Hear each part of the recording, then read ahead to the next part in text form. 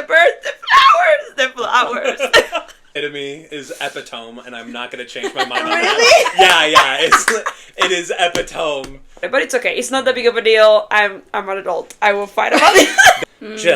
Hero of Ages. The magic system is just, like, it's put there on a golden platter for you, and you just eat that. Duralumin? It's not luminum. No, it's not Duralumin. It ends in... Duralumin. I've heard so many pronunciations. I think it answers so many questions that answers questions you were not asking. So there are things that you don't know that you should know. That is one of the biggest plot twists I have experienced. I'm just like, what? You was here all alone. he wrote all the Mistborn books before he published the first one. Mm-hmm. So that he could have a cohesive storyline. Hi, welcome back to this podcast. My name is Melanie, and these are all my co-hosts. This is Skylar, Emma, and Preston for the first time. Yay! We clap, right? Thank you. You hit the table very hard.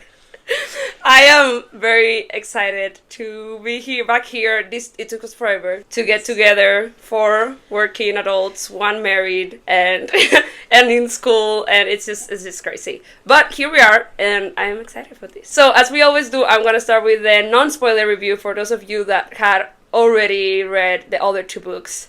And I'm just gonna ask these lovely people here, what did they think about the book, how it was compared to the other books, and stuff like that. But first, sell this book. If you like it, sell it to people. Like, why should people read the book? And if they're reading the other parts of the series, why should they just continue reading this one? Okay. Well, if you've got through the first 2 books, the natural conclusion to any good trilogy is to read the 3rd one. I mean, stopping halfway through is just a crime against humanity as far as I'm concerned. But the 3rd book, as a book, not just as the end of a trilogy, does a remarkable job of blowing the scale up, the proportion of everything up to quite a remarkable degree. I mean, if you thought the stakes were high in the 2nd one, the 3rd one blows it all out the water. Mm-hmm. And it's an immensely satisfying ending. Most, if not every single one of the major characters, just their stories wrap up together. It's all intertwined beautifully. They all finish with varying degrees of emotion, satisfyingly. And yeah, I mean, it's an ending you definitely won't forget. Mm. Cool. What do you think about the book? What was your overall score? 4.8 out of 5. Okay. Yep. Maybe actually slightly lower than the 2nd, but I'll have to think a bit more about why. Okay. That's good. I like it. Emma, what do you think about it? I remember what I rated the 2nd one, so now I'm trying to remember that. But I think you get 4.8 to the 2nd one. Probably the same. 4.8, 4.85 maybe. Because here's the one thing. 4.85. Here's the one thing. I agree with Skylar that in a lot of ways it does up it, but the beginning is a little, I don't know. There's certain aspects of it that are a little rough. It takes, in some ways, more than the 2nd book. It takes a bit long to get its steam going, get its feet under itself. I did feel that, so.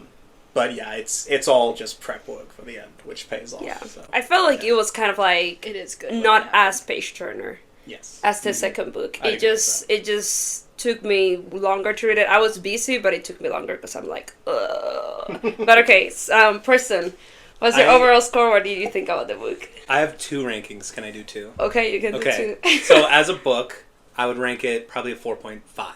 Okay. Compared to the rest of Brandon Sanderson's Cosmere, it's like a 3.9. It's like a 4. Okay. It's good, but the way that he writes, like, you can see he's just breaking into his field. Like, what he does. Yeah. And, I mean, the Stormlight Archive.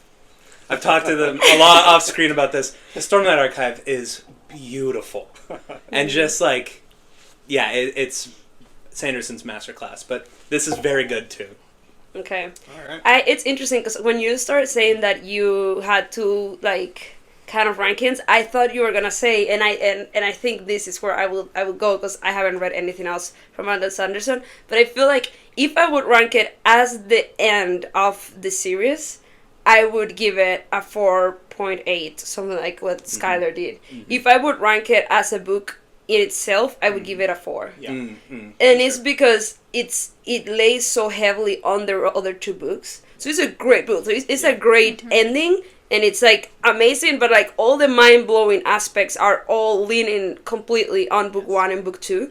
So that makes the book for me a little weaker, because it was just concluding what was open in these other places. But it is great if it's what it is. It's a third book, so it explodes, it uses completely and well everything that was prepared, but it didn't prepare it itself. So that's why I think I was not that engaged. And again, it's kind of similar to book 1, that it starts a little slower at the beginning. And when I say at the beginning, I mean the first 400 pages. And then that to this weak person here, I'm not as a great reader as maybe my friends here are. But to this weak reader, it made it a little harder to go through, especially because I'm very busy. So it just Well, I flew through it within a week. Yeah, I know. Insane. I just went and went. And I also felt like there was some of that like thing. I was just like off of the high of the second book enough that it carried over for me. However, I understand what you're talking about, so I don't think you're completely crazy in being like, that beginning part is like a bit... That was my experience the first time reading it as well. Like, if I was to use Preston's rankings, I would give like it as an ending to the trilogy, just easy 5 out of 5. Yeah. I mean, it does everything I want a good conclusion to do. 100%. But as a book, particularly if there is distance, both temporal, emotional distance from like the first and second, then you might lag a little bit. But the first time I read the trilogy, I read them each book in a day, back to back. That's and so, great. man, I was so absorbed by the time I got to the third one. I was just like, everything was fresh. You know, Kelsia's death was 2 days ago. You know, it was like, oh, wow. So if you have the time and the ability to read quickly like that, I would highly recommend just reading the entire trilogy as fast as you can. And it's crazy because like this book, because I read it so slowly, there were things that I know were emotionally impactful for other people that were not that much for me, because I guess I would get disconnected from it, because I would read 2 chapters and then I would not read for one day, and then I would go back and read 1 chapter, which was not helpful whatsoever. But the book is so crazy at the end that it doesn't matter if you read it every 5 minutes, like just 5 minutes a day, you are gonna die. Like your death is imminent. Like, when I see someone like starting the book on TikTok, I'm just like, oh, I'm really sorry for your loss. Like, you are gonna suffer. It's gonna be bad. So what is something you think is a highlight of this book? Yeah, go for it. I think if you like metaphysics and you like things that talk about the universe, you will like this. That's just it. Like that, it sums it up. Basically, if you enjoy art that like is saying something beyond just like, I don't know, more simple stories, if you will, like that's like really trying to dive into some like deeper, much more metaphysical things about the world, you will enjoy this. That's true. You will enjoy That's this very book a true. lot. Yeah, if you like very deep things, that because it's a simple book. It even doesn't have a complicated prose. It's not. Yeah. It's not hard to read. Yeah. It's very accessible in that way, but it's intense things to talk about. Yeah. I mean, Skylar, when did you read it first? You were like 10? I was 14. Very close to 10. Yeah. And and it's something, this has been said of other books, and it's that it's like a pond that is, what is the word, shallow enough that you can swim there, but also deep enough that you can go all the way down. So this one is, it will get to your level of comprehension, but if you can go deeper, it will just go deeper. And like, when I was done with this book, I literally just went outside. And I'm just like looking at the trees, and I'm like, oh, like everything just became so deep for me. I'm like, look at the birds, the flowers. The grass is green. Like it literally just goes completely to your soul. I was in the mountains of Idaho when I first read the trilogy, and I remember walking outside of the little hut we were staying in for the week. It was in the evening. I'd been reading for 10 hours straight, and I walked down from the hut to the mountain river, and I remember sitting there and just staring at nature for like an hour, just in silence, because I was just like, what just happened? You guys had like spiritual experiences. Let me tell you what I was doing. You want to know what I was doing? I finished this while I'm driving in my 30-minute commute, parked on a highway. listening to this audiobook, right? I'm finishing it up, and I hear like the final words of this book, and I'm just sitting there sobbing. Yeah. Some guy's in the car next to me looking over at me, and he's like, "What's going on?" And I'm just sobbing. And I still have another like 20 minutes left, and I just drove in silence on a concrete road. I think that was perfect. That was the perfect environment to be at. The Sanderlanche, man. The Sanderlanche. It just takes you. It does. That's a huge selling point for me. Yeah. Like the Sanderlanche right at the end, just it really, yeah. I've been listening to his writing lectures, and that's something that he really emphasizes is like make promises throughout the story, and then really find a way to properly deliver in a way that's just so satisfying to read, and like that's one of his biggest points as a storyteller, and yeah. Man, it's well done in this one. I would say 2 is probably the best Sanderlanche out of the series. Oh, really? Yeah, but 3 was just so overwhelming.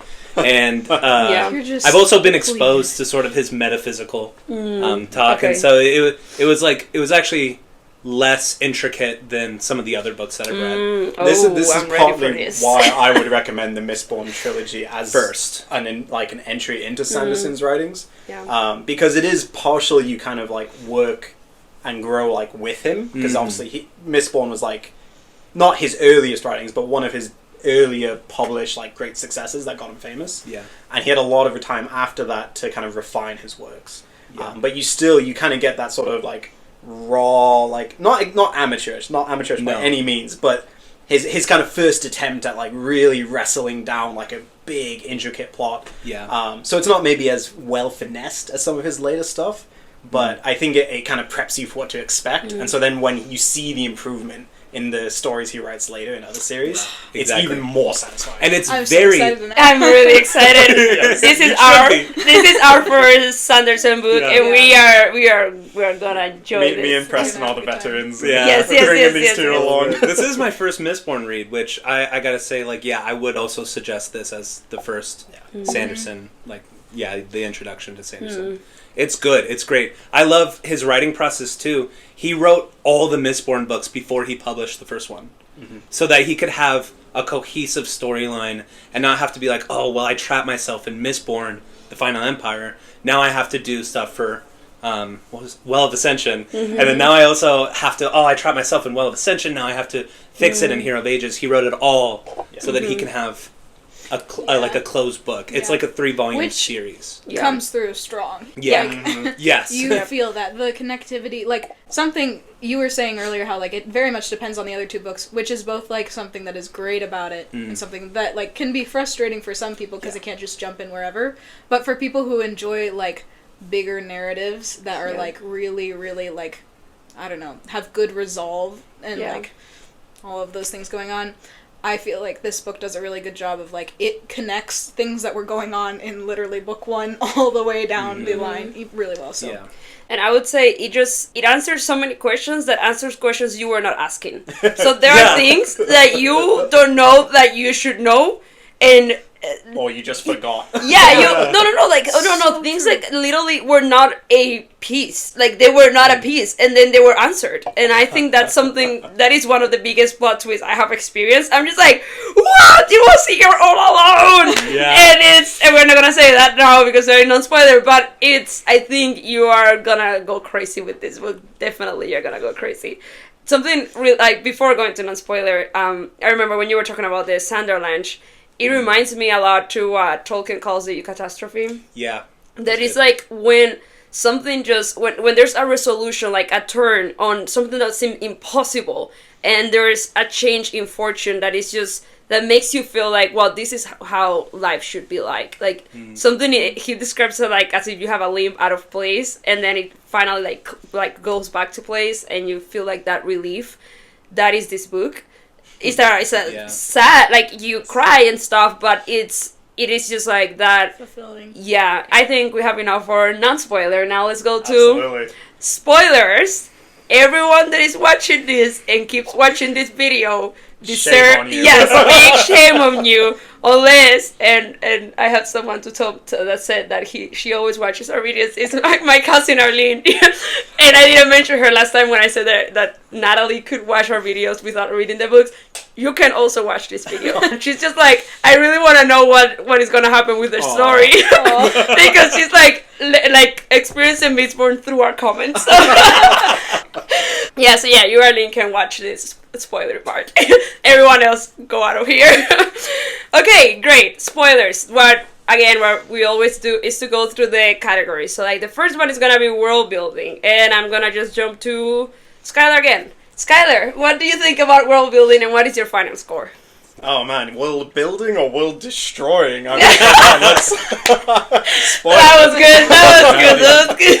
Oh man, I mean, again, I can't help but think of the Mistborn trilogy as a single book in 3 parts, and so I mean, this is like, I said it in the other thing, that it scales up book after book in the scope of what's happening and the drama and the threat of it all.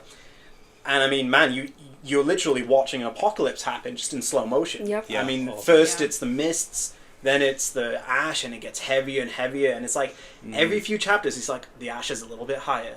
There's a little bit less sunlight. Oh yeah, and then the mountains start erupting. Like, and then the earthquakes start happening. And then suddenly they can't travel between cities because the entire valleys they need just colors. full of lava.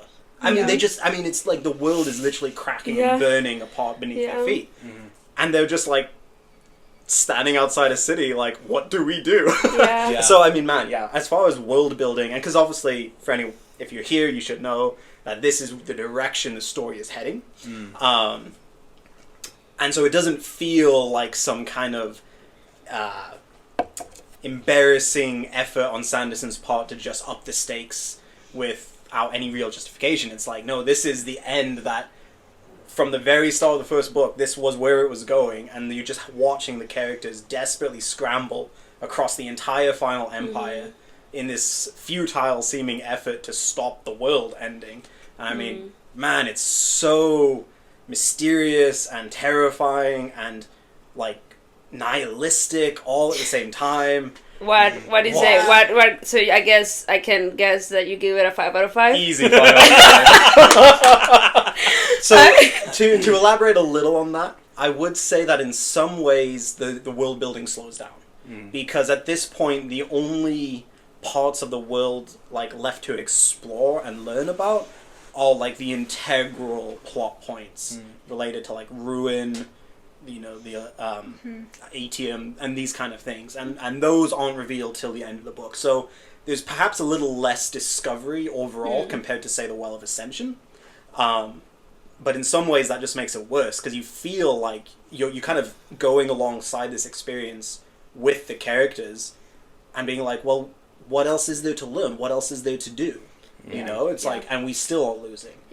So that the world building kind of stops, but the setting of the world as this stage of the story is really gripping. Okay, good. Preston, what do you think? Am I supposed to rate it out of 5? You have to rate it out of 5. Let's see. You can explain first and then rate it whatever you want. When I think of world building, like specifically for Sanderson, but also for other books, is the magic system. What is it like? How is it developed? How is it used in the book? Sure. Place, and then kind of time period associated with place. So I'll just go with magic and place. Okay. I love what Sky was saying about place, how it ramps up and continues to build outward. I remember reading The Well of Ascension and opening the book for the first time and looking at the maps, and I was like, oh, wow, this is a big this is a big world that he's making. Like, he's actually thinking about this. And yeah, the places and sort of the time period aspect of it, I think he does a good job kind of capturing the how do you say it, ambiance of the time period he's trying to recreate in these stories. Yeah, that's my little thing on time. Yeah. I would say time and place, I would give that like a 4.5 out of 5. Okay. I think he does a good job. I think he doesn't lean as much. Like in Mistborn Final Empire, you get a lot of like, these are the balls. These are like, this is what nobility looks like. I think that really, you really breathe in sort of the place and time period. But then as he goes out, he starts focusing more on the magic, which I would say the magic system Hero of Ages. The magic system is just like, it's put there on a golden platter for you, and you just eat that intricate web between alchemy, metal, hemalurgy, and allomancy. How do you say that? Hemalurgy? Hemalurgy. Oh, really? Yeah, I would say, I don't know how I said it. Okay, continue. Yeah, I think It was definitely not that way.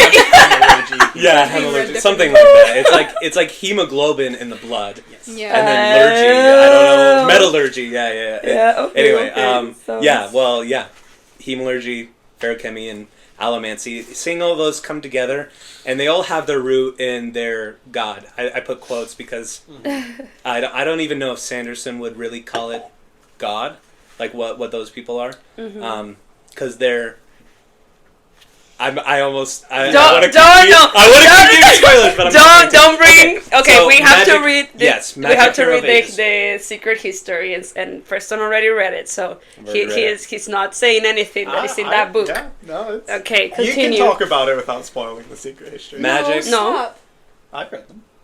Well, you better No. not talk about it here. No, I know. Okay. Oh, I I've thought. gotten Yes. 3 No, books through without wait. spoiling anything No. to you I guys. thought you were saying I that thought he could talk about the secret Secret history. history. No, Yeah, he yeah, said yeah. he could. He said I could talk Okay, about okay, the magic. Okay, And the okay. gods. Oh, Yeah, yes. and the Sorry. gods. I was I was about to be really upset. No, I won't was like, talk I will about leave. that. Okay, continue. Yes, magic setting. I mean, I love it. So It was great. I'm That's probably true. gonna give it a 5, and then I'll round Yeah. that out to be a 4.7 or 4.8.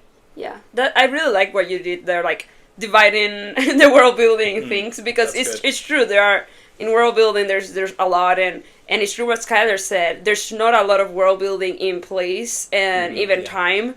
Like they are living there, which kind of builds the world building, because like the world. It's already established. in the Yeah, first yeah, two but what I'm books. saying, like, when they use it, as they are using it, they didn't use it before, but then now they are going to these places, and it's not like something amazing is like, oh, now we can walk in water in this area. Like, no, like, it's just, it's the same place, it is used more, and just established as a real place, but it's not discovered that much. But then it's good to like make the distinction between that and then the magic system that I think it is definitely expanded, and it's so good. I love everything. I love the duralinium. Duralum. How do you say that? I think Duralumin. Oh my goodness, this name in my mind was I duralinium. don't even know. Yeah, I don't even know what it It's is. duraluminum. Duraluminum. It's not luminum. No, it's not duralumin. It ends in Oh. Yeah, Duralumin. Duralumin. I think you're right. Duralumin. I've heard Yeah, so many Duralumin. pronunciations. I think I'm happy with if you're at this point in the video, you should know what we're talking about. Exactly. Imagine it. Duralumin. Duralinium. burst guy. I don't know. In my head, sometimes I pronounce things, but I never like say them. So they even when I try to say them, I cannot say what I pronounce in my head. Reader's first bias. Yeah, but Like epitome is epitome, and I'm not gonna change my mind on that. really. Yeah, it is epitome, not epitome. Like that's never how it's been spelled. But I read it. I was reading it out loud one time in class. I was like in elementary school, and my teacher made fun of me. She was like, "What did you say?"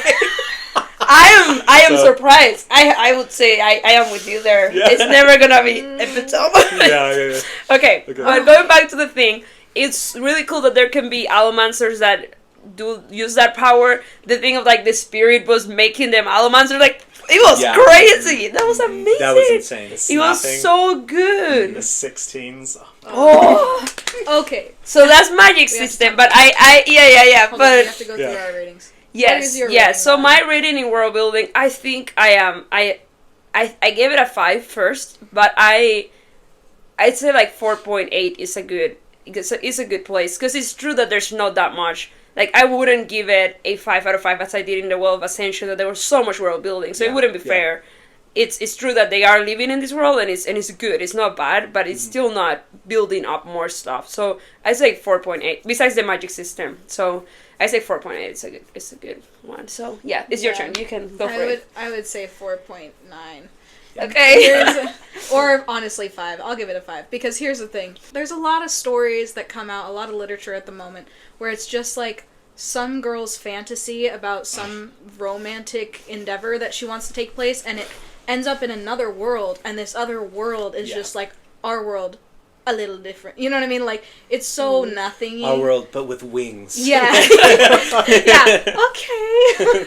It's like, it's so nothingy that you're just like, well, this is just dramatically disappointing. To have Sanderson on the other end of the spectrum, who is doing a lot in his world, and like that is honestly a lot, like, one of the main focuses of this book. Like, the world and how it functions, even like the setting, like describing so much of like the ash and the landscape, and like I think there's a huge focus of world building in this book, and I think they do a really good job, so I would give it 5 out of 5.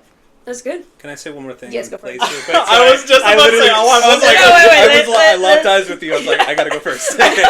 So, with Well of Ascension, I feel like there was way more mystery as to what was happening with the place. Yeah. So, like, when, I'm pretty sure this is Well of Ascension, when Sazed and Marsh go into the Inquisitor, like, castle, that was, like, I was riveted. I was like, no, I know. And that was one of the only times where I've been riveted about a place, besides the actual Well of Ascension. So, Fadric City, I was like, it's a city. Urto and Fadric City look the same to me in my brain. Yeah. And so, like, there wasn't as much mystery happening with the cities and the place, like, physical. I would agree that there was a lot less, like, mystery in this one. Like, I felt like the, like, mysterious spookiness that came in the second one is still, like, one of my favorite things. But I felt like the way that was, like, revealed in this is, like, that's what I wanted to happen. Do you know what I mean? Like, it would have been a little frustrating if there had been no explanation to the mists, no explanation. You know what I mean? Like, there were certain things that I was like, I need some of that mystery to be pulled back, just like just enough that like this story can resolve. And that's why, like, I put magic so high, because every question that you had throughout the series was answered. I think. Yeah.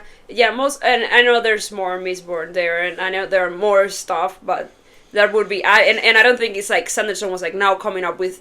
Kind of, but it wasn't like out of place. I don't think it's like out of place. Like, oh yeah, sure, now people can fly. What in the world? So it will be like logical to these books. However, everything that we needed answered from these books was answered. There was nothing that I was just like, oh, plot hole. I don't know. They might be, but I didn't feel it that way. I think you have to work pretty hard to find any weaknesses in Sanderson's plot. You did. I have one. Yes. Do you want to share right now? I want to share my plot hole. Let me see. Is there? Yeah. I think I have We've argued about this. Let us know what you think. We have a little argument, and maybe this is just because of ignorance in science, in my part.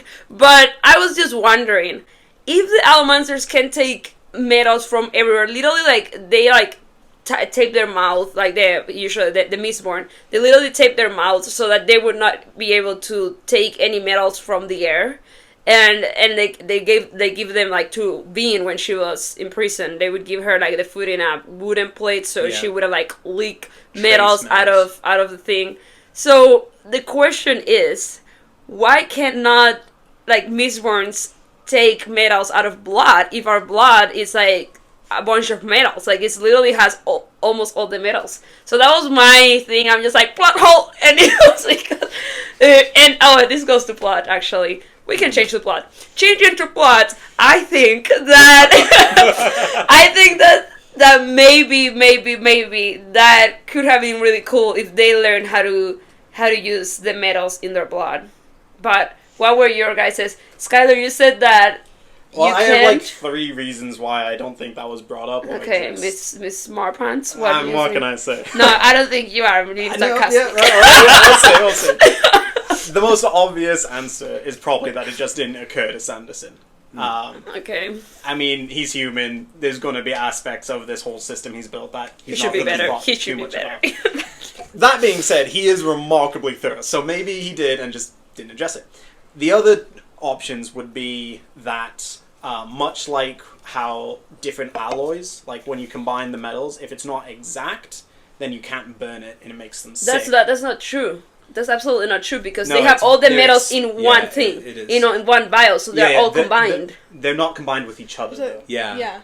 They're so like single it's chemical not like substances. it's not like like a single bit of metal in a vial. It's Okay. like multiple bits of metal, but But they're all in water, distinct from each they're other. in liquid. They're in Yeah, alcohol. but that's They're in not an the same alcohol as like solution. metal. Like the way that you create like metal alloys and stuff like that. There's like a certain way of like basically fusing Like the metals together. duralumin is very specifically So Oh, is ahead. 96% aluminium, yes. aluminum, whatever, So it's and like 4% bronze. So Okay. my Yes. my response it's like if you would be heated up both metals and mixed it together, but then when it's cooled down, like it's not gonna blend randomly into another metal. Like Yeah.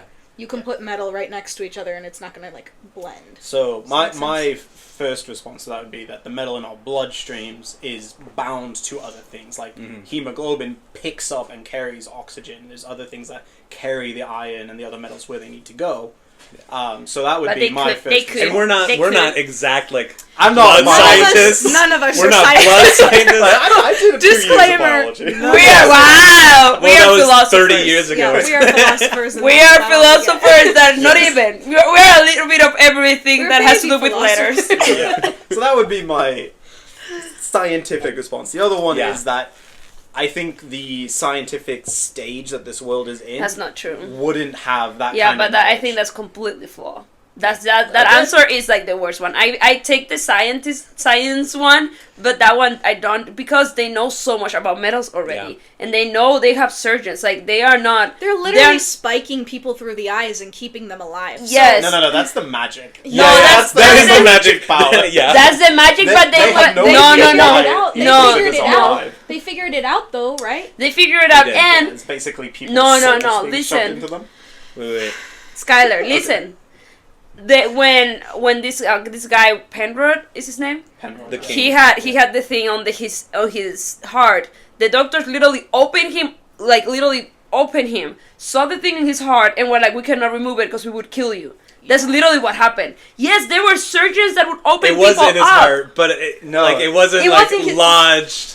It was like in his underneath heart. the The skin. surgeons believed it hadn't pierced What? his heart. Skylar, Oh yeah, you're right. Anyway. Medicine was really advanced in these books, and not only medicine, they are literally knowing what metals, like what different metals are, and mixing them and doing all this stuff. Like they were not in the medieval times. They were in other areas that the Lord Ruler was keeping them in the medieval times. They were medieval. I had someone actually answer to that, to one of my videos about it, Okay. and they were just like, they were not back in time. And I was just like Yeah. doing some research on that, and it's not like they had not discovered a lot of things. They were just limited in some of the There's a weapons that he reference- could use. The most advanced thing I can think of in the trilogy is there was a reference to some of the societies having developed gunpowder. No, it was that the Lord Ruler stopped them from doing gunpowder. Yeah. Yeah, So that they can, like, their kept them at- technological level, Yeah. it seems, before the Lord Ruler's intervention, was around early gunpowder. I think the pocket watch was probably their highest technology. What- like- Yeah, I mean, that's like the But- full But I'm- 1500s. Yeah, exactly. so- That is. But what I'm 500 trying to years ago. say, But just because like some technology was limited by Yes, the Lord Ruler yes. doesn't Yeah. exclude that Yes. other things. it was other 1,000 fields years, also and I don't think the equally Lord as was limiting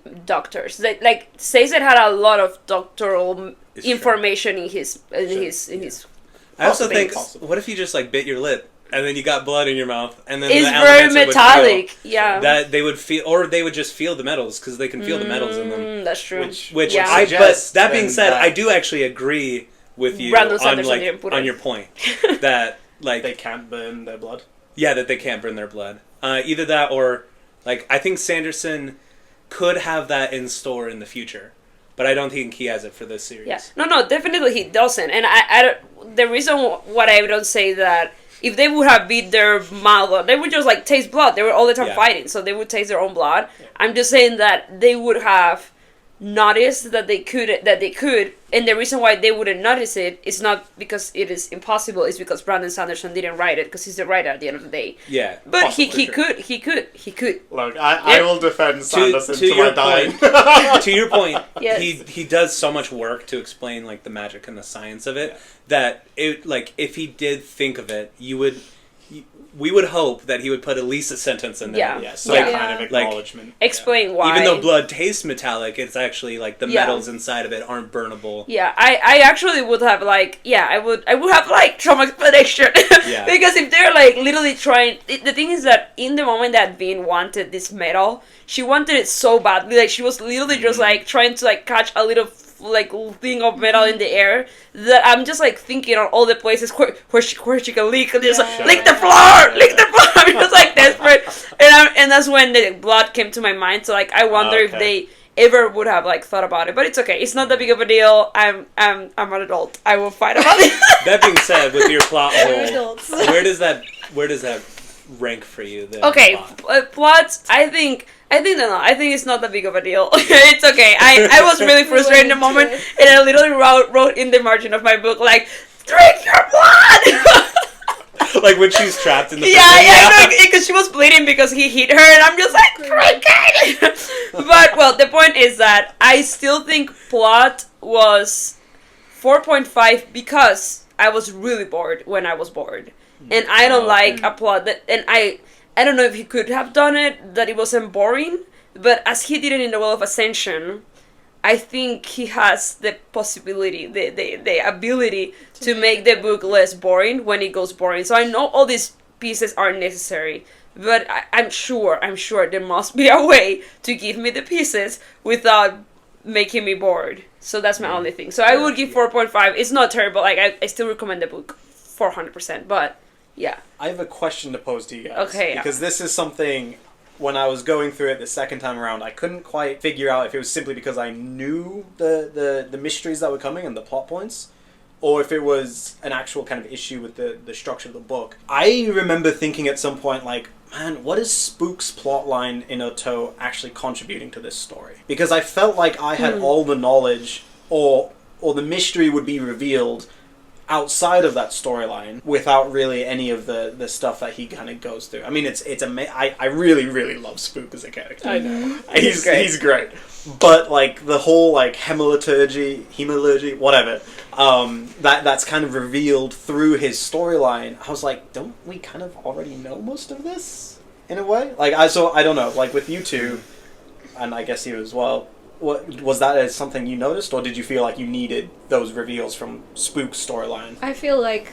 Sorry. No, go for it. I feel like some of the things... So, I felt like that earlier on. Okay. I would say at the beginning of Spook's storyline, I'm like going through, I'm like, I kind of knew where this was headed, and it was still a really well-written, like, part of the plot. Like, I still really enjoyed it, but I knew where it was headed, and I felt like it wasn't as relevant nor as high stakes to what was happening. What I think was key, this is where I took issue with the plot, is the fact that I think they actually gained valuable information. The fact that he thought hearing Kelsier and then he realized, oh, this is ruin, you know what I mean? Like, all this stuff going on. And you're like, be still. Oh, this is horrible. You know, you're like, this is important. And I was like, oh, okay, this is actually really relevant to the plot, and like, this is gonna make some things happen. This is where it went wrong. The information is given to the messenger, and then given to Tensoon and the messenger, and they go. And they don't make it. So then you're stuck, right? Okay, sorry. Emma. Rest in peace, Dude. Gordell. You hero. Oh my god. It was great. Oh, it was so good. It was so good. No, it was good. It was good. That was a good death. It was good. It was good that he died. But to Emma's point, but he died. fails in his it mission. felt like I honestly felt like did he fail in his mission? Is the question. Wait, okay, Preston, right. did he fail in his mission? Do you know? No, Melanie. Okay, I'm not. Wait. Okay. Think about it. Now, granted, it has been a few weeks, so my memory may be a little rusty, as we discovered with other things. But if I am remembering correctly, I don't think, because I remembered hearing that and being like, wait a second, he hasn't reached them yet. How are they gonna know? No. And it was really frustrating for me because I felt like the relevancy of that whole plot line just got left out, and I was like, no. Can you? Okay. I'm gonna interview. Wait. You know, do you think how that works? That's my do you have an answer for that? No. I answered my own question. I will answer the question, guys, because I have it. I love this. I was like, they are killing him. Nobody's gonna know. Who knew what the message said? Who read it? The beautiful boy, Marsh. Marsh read it. And what did Marsh do with that information? Well, but he couldn't read it, I thought. No, He read it. He was the one who read it out loud, so that he read it out loud, so Ruin could hear it. Yeah. But what did he learn when he read it? The hemalurgic thing. The smallest. What did he do? What did he do with that? He ripped Vince's earring, and that's when Vince. So-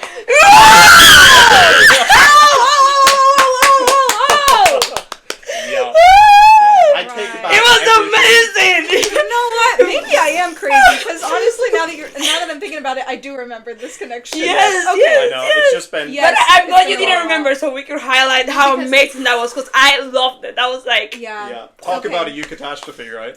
no, Yeah. I was so Sudden pissed. I It's didn't such understand joy. that. I think I just didn't register that was coming from the piece of paper. I Yeah. thought he Yeah. was figuring it out on his own. No. But yeah, I forgot that he literally read Yes. Yeah. that. I was so frustrated about where My man's life was not So in I'm the. like, okay. Bless him, Mom. Ah, that's so I'm at good. peace then. I'm at peace. I have nothing. Okay. Actually, I have one more plot. Okay. Actually, no. It's not plot. It'll be in characters. Okay, I'll go okay. after the characters. So plot. What do you give to plot? Am I the last one? I've been thinking about I it. think It's hard. I've been bouncing back and forth between either really good or not as good. I think I'm gonna land on really good just because of the hype of it all. Okay. Because That's where we were right now. Yeah, I was over here like, whoa, things are happening. Okay. I think. So I wasn't here for the other two videos. I think if I were to rate the whole trilogy on plot, because I think that'll be helpful, I would give Mistborn Final Empire a 4, and then I'd give Well of Ascension like a 4.9, and I'd give this one a 4.6. Okay. And that's actually mainly what I'm basing it off of. Just because he did write the whole thing to be one unified plot over 3 books. And so I think the way that the plot progressed, he's actually very strong at writing the middle of books. Like of the other series I've also read and a little one-off novels, like the middles are very, very strong. And the endings, obviously, Sanderlanche and stuff. But yeah, Hero of Ages. I would say the 2 best books in the Stormlight Archive are the 2, like, second and third. Those are just fantastic and amazingly written. So he's very strong at writing middles. So I would say, like, the Hero of Ages is a 4.6 for me. Okay, that's good. That's Yeah. good. And it's again the rating of, should I rate it as a whole? Yeah. A whole as the Yeah, whole it is. trilogy. This is the plot. Yeah, the plot is almost flawless in the whole trilogy. But if I rate Yeah. just one book, Yeah. that makes sense. And I love that you liked more the second book too. What? No, just question. Which one is your favorite book? That was in plot, but like, which one of the 3 you think you like the best? I think I like this one. Okay. And we'll get into it on character, but Sazed. Sazed stole it for me. Oh Yeah, my Sazed. gosh. Yeah. Yeah. That's good. That's good. Okay. Yeah, so that was plot. I think we have spoken a lot in plot. We had a little break, and in the break, these guys started having a very interesting conversation that I do want to Stop. I do wanna bring back to the table so that you guys can actually be part of it. Preston was saying that what he felt that put low a little bit the plot was the pacing. Yeah. Can you like elaborate on that? Yeah, the pacing just it wasn't on the same consistency that Well of Ascension was, where it feels like it was a linear or at least a friendly way of building pacing all the way to the end. Hero of Ages, I mean, you guys actually made this comment. It feels like it was flatlining for half the book, and then it went like, whoa, it was like, whoa, okay, we're in it, let's do this, and so the pacing, it wasn't bad, it was just somewhat inconsistent. Yeah. Yeah. And I made the comment, and this is what I think she wants from me. Yeah. I made the comment that like we were dialoguing about how is pacing part of plot? Yeah. Like, is that actually an active part of plot? And I was kind of espousing that pacing isn't like a plot trait, like a character trait, like a character can be brave. It's not like that for plot. Pacing isn't like that for plot. But pacing is to plot what dialogue is to characters. It's a vehicle in which plot is given to the reader to understand. Yeah. Yeah. So even though it's not, and it was your question that if he was actually... Yeah, because I sort of wonder, because I've read many books that are incredibly slow to read, in the sense of like events happen very slowly over a long period of just physical time, and yet it's a gripping read. And I've also had the opposite, where it's like there's a new fight scene or something crazy happening every few pages, and it's just the dullest thing in the world. Yeah. So I was sort of wondering, like, okay, can we really criticize the plot of Sanderson's books simply because the pacing is more sporadic or slower in different parts, like particularly in the third? That's fair. I think I'm happy to agree with your conclusion. I just wonder what kind of that element is of, like, when does an author's, like, talent with just, like, making engaging literature, not plot, but enjoyable, like, just words on a page, because it's an art form in itself, kind of affect a reader's experience of the plot, and, like, how does that kind of work? I think I That's kind a of conversation. Yeah, I kind of like go with Preston in that it is the vehicle in which the plot comes, and in a sense it is part of the plot because it is how the plot is being given to me. So the plot consists also in time. So when was this revealed? When was this happening? And if the pacing is too slow, you can lose your readers in the middle of the plot. So the plot was that it happened after 4 years, and you can argue, well, it should have happened after 1 year for the plot to be stronger.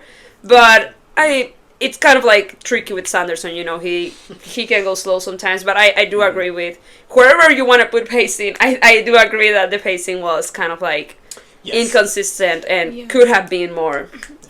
I think I made a comment like that in the first video for the Final Empire. It's like Sanderson has the tendency, like the first half of his books tend to be a little slower, a lot of build-up, and then you hit that turning point. No, and you know when you're hitting it. And when you're hitting it. Because one thing happens and you're like, okay, now we're strapped in for the rest of this. Here we go.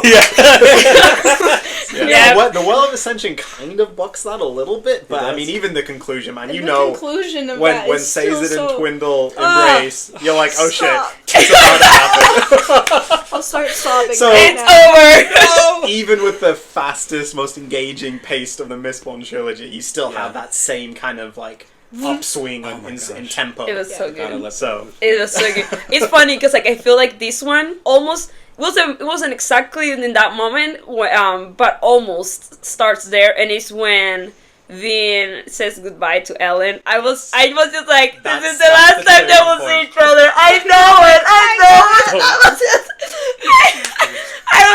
I just sent a picture. We have a group chat, and I sent a picture to these guys, and I'm like, this is it. I knew it. I was just like, this is Sazed and Twindle all over again. Don't say that. It was so sad, so tragic, but good. It was good. Okay. Yeah.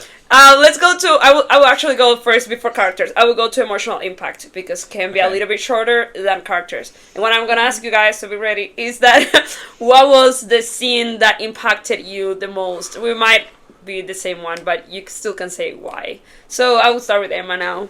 Emma, what was? Okay. When Vin reaches down and is like, if she could cry tears, if she had eyes, she would be crying tears as she watches Ellen's head get lopped off. No. That's my insides right now. I was sobbing as well, because I was like, which is not safe driving, but I was sobbing anyways, and I was just listening to it, and I was thinking to myself, I was like, it's like, that's just one of the most like beautiful expressions of like sorrow and love all at once. You know what I'm saying? She has encompassed infinity in her brain, and yet her heart still bleeds for this boy, this man, this little boy. A man. He was a man at that point. He became a man. No, I think the man at the end. Yeah, I think there were a lot of moments like I really loved so much of like Spooks, and my close second would probably when Spook runs into the fire. And my god! I was like, it was such a like, I know you're gonna die, even though he didn't end up dying. But I was like, I needed him to die because he had gotten so diabolical in some ways that I was like, you're tearing apart at the seams a bit. You're outgrowing your own character, and it was such a return. That's a good phrasing. It was such a return to his person. It restored his humanity so much to do that. And in that moment, I was like, I love you so much. It was great. It was great. And That's great. Yeah, That's it was great. it was a very good moment. Preston, do you want to say which one was your emotional impact? For me, it was when Sazed is realizing everything about the Hero of Ages, and he takes on both the powers, like both the shards. Yeah, that was so when he good. takes that in. Will bear the world. was Oh my gosh! On his arms. Yes, it's so good. Oh yeah, that was So so good. good. That was good. I think that was for me that was the emotional moment. Just par excellence. Like it was so It was amazing. amazing. No, that's And really yeah, good. Sazed's whole character, I could spend the rest of the 4 hours talking about just what it looks like to doubt and be faithful still. Like, oh my gosh. Yeah, that's Like, true. ah. His overall arc for me is probably like the one thing, but in Yeah. terms of moments, I was like, Yeah, that's fair. Yeah, that was great. Skylar, what was your emotional impact moment? You know, I was kind of surprised. I mean, it was when Sazed remembers the flower. Oh my The picture of Mare's Mare. flower. I don't know what exactly it was. It was the Yeah. combination of like he was this spark of joy that sort of transcended time, been passed down through generations, through like all of the most significant characters in the story, and it ends up in Literally Sazed's cry. hand. Yeah. It was he with that image. He can Yeah. restore beauty to the world. It was Sam he restores and order Mordor looking at the Yes, star. Yes, It was that Sam and exact Mordor kind of looking at the moment. star. And it was just so... You catastrophe. No, not even that. It was just... It was like... It became a symbol, I think, for me. Like, in that moment, I was like, now. Like, the world's been fixed. Everyone who's alive has been saved. But now, with the addition of that flower, it's like, now things are as they should be. Yeah. And things you aren't thought of, just like, what restored. Kelsey had died for, you know? And, Yeah. like... And all of the sacrifices it took just to get Just to bring flowers back to the world. Yes. You know? Yes. And I just... I Yes. was, I had to... And I it was wasn't at work. preservation alone. No, I had to. I was. That's at what's so work, cool. And I Yes, had to walk yes. into the kitchen to hide from my colleagues and the customers because I was like, "Don't cry, don't cry." Yeah. Well, I cried, Oh, and man. so as I said at the beginning, I was just like, Yeah. I don't think I will. I told these guys we were together at Emma's house, and I was walking back home, and I was with Skylar, and I'm just like, I have been so disconnected of this book because I have so many interruptions. It was just a bad week, like it was just Yeah. a bad 2 weeks for me. So I was just not going through it, and I'm just like, I'm not going to feel this that much. I'm already emotionally disconnected. Like for me, they all can die today, and I don't care. I Like, remember you saying that, and I Yeah. remember being like, I was standing there. I was standing there next to you, and I was just like, huh. I Didn't believe you for a minute. I know. I really felt that way. I was really emotionally disconnected to the Yeah. characters. And that night, I was missing like 40 pages. And that night, I was so tired that I read 10, and then I fell asleep. And I'm just like, for sure, 30 pages tomorrow are not gonna hit me. They freaking hit me as hard as someone can be hit. Like, I don't think how much I could have. I was crying so much, guys. I was crying so much that I couldn't see the words. And it wasn't like I was trying to read, I was literally trying to read, but the tears would just keep going. And I'm just like looking, and I'm like, I cannot see, it was crazy. But I have 3 phrases that kill me. So I'd have 3 emotional impacts. Not 3 emotional, like completely, but like 3 phrases that kill me. The first one is when Sazed came to recognize the bodies. And this is one phrase, it says, for Vin was not moving. That is not even a sentence, he makes it a sentence, and when an author makes a sentence that is not a sentence, that is a phrase, he's gonna kill you. And he killed me. I'm just like, Vin was not moving! Our Vin that we grew up with, that we loved, that we cherished, that we hoped for. She was not moving. Okay, so that's one. Number 2 is in the Sazed's like note that he leaves for them. No, it's not the note. It's just like, you know, that they were like things was that he the- wrote. Yeah, it was the book that part he of wrote the first. yeah, Yeah, in it the was book that he at wrote. the end. It says, of all of us who touch it, I feel she was the most worthy. I love it. I just love her. So It's good. so sad, but it was so sweet because he loved. It was his daughter. Like he loved Yeah. this girl so much. Okay, and So last, it was- yeah, go. Vin was Sazed's daughter? Like, Well, in my heart. Okay, yeah. In my heart. And then the last one is when Spook finds them. Oh my god, And- yes, that was gonna be my second if I had No, to give it. it was crazy. Okay, Yeah, that was a good I lost scene. where it was. Okay, and he's Nice just big saying that space. they were not breathing, so I don't find it. But the point is that it just said when he comes and he just like approaches them, and they are just not breathing. And they're holding hands in the grass. They were. And think about what they were wearing too. Yes. Yeah. The colors of Vin is in Vin- black and Ellen is Yes. No, and crazy. something that I also love, and I think this goes to Rabbits. metaphysics. Yeah. Sorry. Oh yeah, that's true. I didn't take out the jingle jang. Something that I really like also is that Caesar restored their bodies. Yeah. Oh, when he said like, I tried to bring them back. I tried to bring them Oh back, my but their goodness. souls wouldn't return. I was like, Yeah. He's like, what did he say? He wasn't sure if he just didn't know how yet, but they were happy where they were. Yeah. It's like, oh! No, and he was like, I think they deserve a rest. And I'm like, yeah, they do. Oh my gosh. They've spent 4 years Oh, fighting the end they of never the were world. happy. They More than never that. enjoyed Never. this world. It's They only never. about 4 years at this Yeah. point. it's like Yeah. 5, isn't That it? was 4. No, it was 4. Okay. And they Yeah. never It's about enjoyed 3 their at the end of world. Well of They Ascension. never. Yeah. Oh my goodness! I They just can't. sacrificed It's just, everything. it's okay. And Emma told me something. It's so true. And it's that Spook never saw Bean again. Oh, Oh.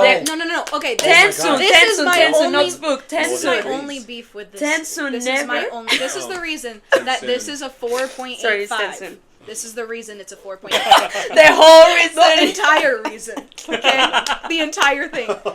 Tensoon never saw I Vin. know. He was searching for her so much. All the time we were He was rooting for that searching for her. reunion. I was waiting for that. Well- I don't know even why I felt like that was such an integral thing Me that too. needed to I happen. support. But I was just like, he has to find her, right? Because someone, these two people who are so unique in their own settings, like they're both exemplary of their own kind. And they became and they friends are, so and deeply. they became friends in a way that is just Yeah. like incredible.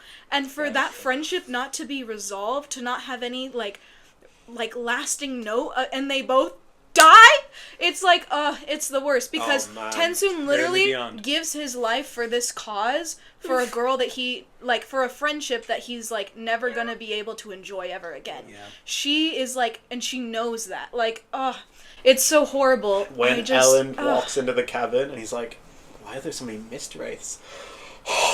Dude, I was like, I know the tragedy of the Contra. Like, Wait, it's yeah. so. But wait, I they felt were like- restored. They were restored. Says it. Brought back the ones that wanted to come back. Mm. Yeah, he did. Oh. He the restored them. camera? Yeah, Really? he did. I think you're Yeah, right. Yeah, he did. He did. It says it in his book. Oh. It says that somehow he. that went. No, Over my he head. restored. No, he restored all the. That's why when you say he died, I'm just like, well, I don't know. He might, but he restored every Contra that wanted to be restored. We can. Okay, Yeah. interesting. We I'll have can- to double check still, that. But still, I- there's the issue of there was still the still issue. But still, of, they never Yeah. saw each other. like, Whatever it is, the they never saw each other. horrible scene when Marsh is lopping off the horse's legs, like, and it's like he still like forces himself on. Like, man, that's some like I was thinking With about. gore, though. Yeah. I was really thinking about like. I love that Vin and Ellen love each other so much, but man, there's something about friendships that are so true and deep that are like self-sacrificial Yeah. in that way that I just am like really drawn to in stories. And so, man, to have no ending on that, no Yeah. like final cap or like even just a look between them. Like Yeah. if there had been a moment Yep. where Tensoon had reached the city when Vin is getting attacked by all the Inquisitors, whatever, and fighting them all off, and they just had a shared look, and even he went then to the pits of Yeah, Hasid. that's- Like that's true. Even that would have felt like enough, but they didn't even have that, and I just Yeah. felt Yeah. like, man, this is so like heart Yeah, wrenching. I would say Yeah. that that's my Horrible. only like loose Yeah, end, loose end. that I think, because when he's leaving and he's going to the other city that is not where she is, and then he looks back and like there's the craziness happening, and he instead of continuing goes back. I'm just like, yes, it's gonna nope. So were you gonna say something? I got the sense that he really was trying to play the tragedy of the Contra. Like I Yeah. said that No, as no, a yeah, joke yeah. earlier, but I think like the thing he was trying to do with the Khandra was to connect it so entirely back to Rashik, the Lord Ruler, like, and Ruin, and the whole character. like the way that Rashik plays out in my mind now is that he very clearly saw Ruin and Preservation as opposing forces, and it wouldn't change. And that's why, that's why I love Sazed, because man, he knew. Like I was just reading through the end, and he was like, how had they ever been split apart? Why were Ruin and Preservation split apart? Don't you raise your eyes at me? I know how. Stop it. You spoil you have to anything for shut me. up. We are gonna both kill you guys. I'm gonna lose it. I know how they did that. So You won't say but I it. will never say. Okay. Because eventually we'll get to the point in this Yes. podcast when it's just booming, taking off, Yeah, and we're we'll have just read the celebrities. whole. Yeah, exactly. We'll have read the whole Cosmere fiction. Yes. One of us will be working for Dragonsteel, whatever. That's his company. Hey, that can be actually. He Who has knows? positions open right now, but I digress. I don't mean- Please. No, I digress. What was I saying? Oh yeah, one of the things that like I'm sensing from the conversation we're having about the Khandra is that there was a desire for them to show humanity because they had started in that direction. The Khandra, I mean, if you remember in Final Empire and Well of Ascension, they were built up as like these inhuman like things that have human aspects because they were terrorismen, like they used to be human. But I think like that would actually be a flaw for me, is that he built up such mystery around the Mistwraiths and the Khandra that like when he tried to play the tragedy of the Khandra card, it actually fell a little bit flat for me. Okay. Really? Yeah. I felt like that. Maybe that's what I. It was felt like he feeling. was taking it in two different directions. Yeah, maybe. And was trying to make it human and also. Maybe that's Khandra. what I was feeling. I found it. It says, the Khandra held no desire to be human, so to this he restored their blessings. But he also implemented a morality trigger that those who felt the weight of centuries could discover. Because So they were that's where very they leave it. clearly like tied to Rashik's love of preservation. Yes. And so like that's why they wanted to be immortal in the first place, because they were children of preservation, and you know that's kind of the good guy in their minds. And Brandon Sanderson does something really, really, really cool where he makes the good guy and the bad guy compatible in a certain way where it's not diluting the good and it's not praising evil. It's saying let's reframe how we see Ruin and how Ruin actually plays out in a proper machination of human It's a very interesting portrayal of natural evil. For anyone who's ever had any religious debates in their lives, one of the most common complaints about God would be like, well, what about like hurricanes and tsunamis? Like, aren't those evil? And I think Sanderson, in a very interesting and quite potent way, sort of gives you a response to that. It's like, well, change and destruction are not inherently evil, even if they like cause suffering. So it's a very curious dynamic he's playing with there. I think particularly by personifying I think maybe them, which not is even like very curious evil, but essential for life. Yeah, no, absolutely. Yeah. well, And- life on this side of heaven. And Yeah. this, yes, thank Yes. you. That's what I am a little bit uncomfortable with what you're saying, Skylar. Mortal life. I We am want to uncomfortable because I affirm- don't think that's the case. I don't think it is necessary. I don't think ruin it's not and destroyment and ending of things are not okay. It's That's still not like when right. you think about Ruin, there's no final happy good ending with Ruin in the Yeah, picture. no. I don't think. Yeah. But I also think there not has with to be like you were just saying. preservation. Though. I think the Khandra very clearly show that which just preservation points is to something different. That's not bad. Which Sure, points sure. to something bigger and different. But I do think that Ruin is like, I think that's why I say it's like an essential piece of this narrative, but I wouldn't like project it too far into the whole like Sure. how life is supposed to be forevermore. not supposed to be, but how we tend to experience it. Yeah. We want I to do think it's very Providentially, essential. how it is. destruction I do with think it's evil. very essential for the coming to understand how valuable those flowers were. Do you know what I'm saying? Yeah. And Yes. I think that's the reason that Ruin matters is essential to life in that way, because how would you know how to cherish those flowers unless Ruin was present? Yeah, for anyone So- who's bought flowers, you know they go in like 3 weeks. Unless you're some sort of less. botanist extreme. All the time. And I've had many moments with my lovely wife, who I love very much, and I will buy flowers for forever, where I've been like, why am I spending $20 on tulips that are wilting actively in our house?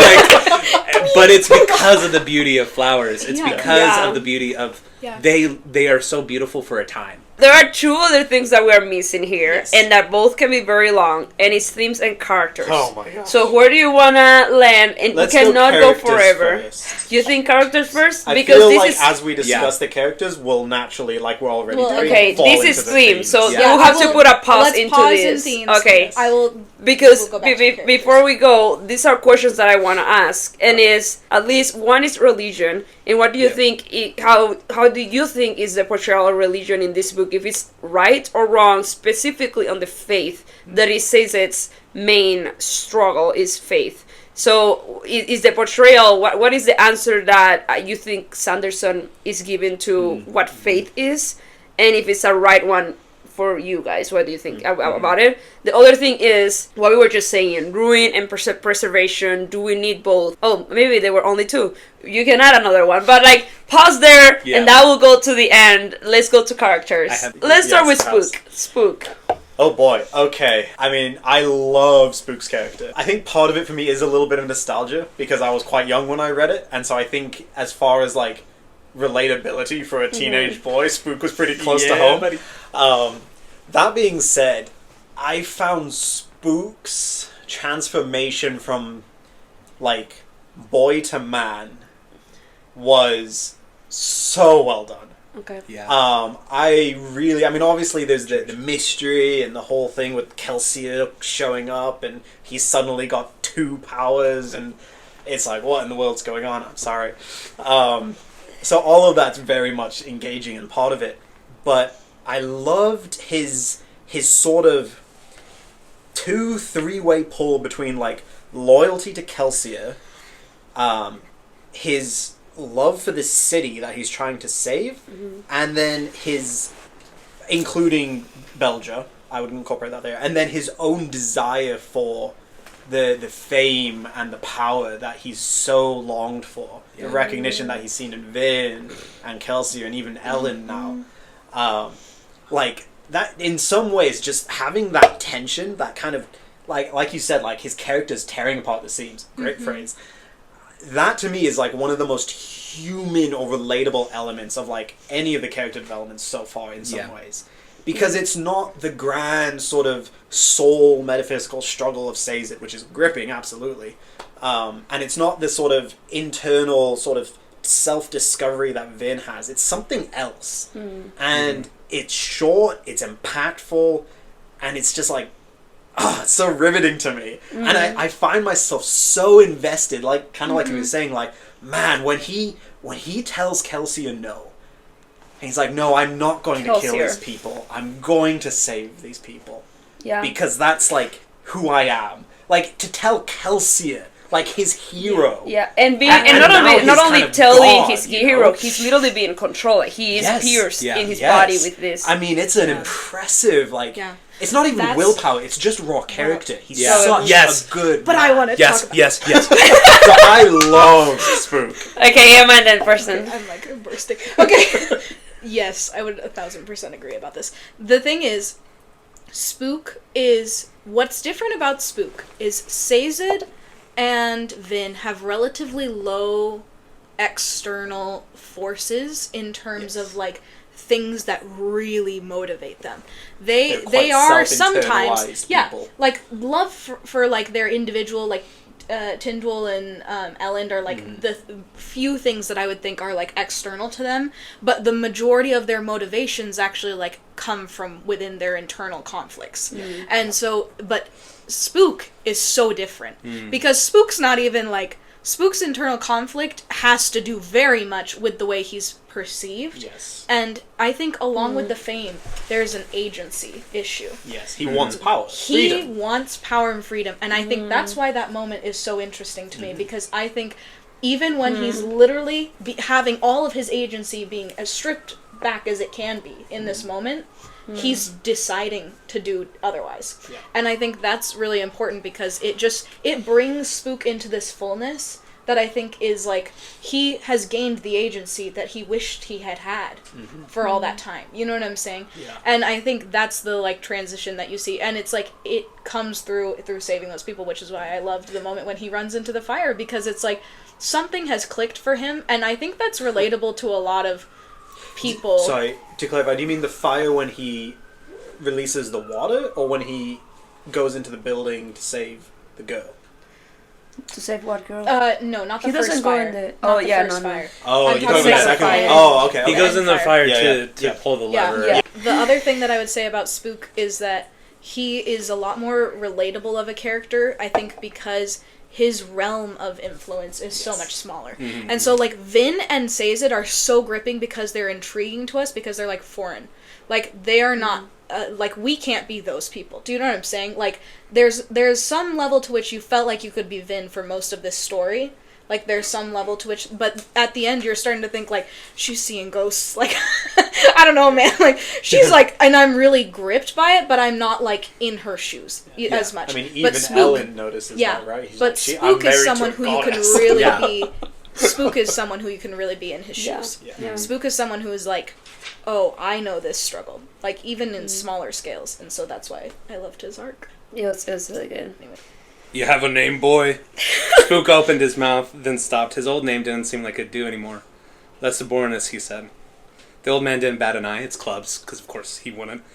Later, Kelsier would decide that Lesibornis was too easy to say, and would name him Spook instead. Spook never did figure out whether or not clubs knew how to speak Eastern street slang. I'm gonna cry. Even if he did, Spook doubted that he'd understand the reference. Lesibornis, lefting I'm born, street slang for I've been abandoned. That was the second most impactful thing. Yeah, that That's backstory. true. I forgot about What- that Love story. saving What him. you said, I know. And Good old club. dude, post-mortem too. Like, oh my god, It's like, Yeah. like love for clubs. It all was the way. like if you didn't care that much when I kill him, I'm gonna make And you I- care. yeah. I really loved that he all this time was trying to get the approval of Kelsier, and it's true. Kelsier didn't say nothing to him, and it's so true. Like he was in the back of all of our minds. No one cared about Spook enough. You know, you care a little bit, but he wasn't a main character, so you didn't think about him. And when he's just like, you're like, that's true, buddy. We did not appreciate you enough, and then, like, in the Will of a Century, he will be just sitting outside while Ellen and Bean had each other in their tent, and he was just there, la la la. But I love how Kelsier sent him a message at the end. Do you remember that when, in the thing that he read, in the note that he read from Stacey, he said that that Kelsier was the one who sent him to be a Mistborn. And Stacey then made him a Mistborn because of Kelsier's request. And I just think that just like completed the ribbon of Spook, because he didn't find his identity because of Kelsier, so that was also cool that he didn't like get the Mistborn thing. Like he found his identity having to rejecting Kelsier, who he thought at the beginning that was Kelsier. But then he still got the blessing from Kelsier. So that was just really sweet and really completing and just fulfilling for me on Spook. And I'm like, oh, and I will say this last thing, and then you can pass it to you.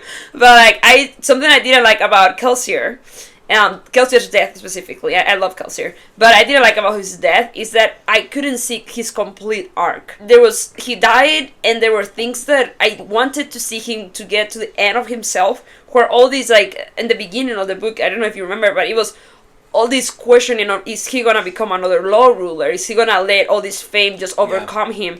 And there was no time to discover this, because he didn't get to the end of himself before he died. So he died, and his character was not completed, in my opinion. But with Spook, we see a very Kelsier-like figure, and he did get to the end of himself, and he overcame this. So that just gave me so much peace, almost as if like Kelsier was being lived through Spook. And I'm just like, you see, someone can go to so much fame and still go to the end of themselves and still come back and just overcome their Kind of characters. gives you hope for Kelsier's journey as well, right? It made me feel like Kelsier, and then now that we know that wouldn't have fallen. and then now that we know that Kelsier is alive in some eternal planet, He's chilling with Vin and Ellen, like, hey guys. So I'm just like, okay, he did get his. And I don't know. And it just feels like he's gone to be with Mare as well.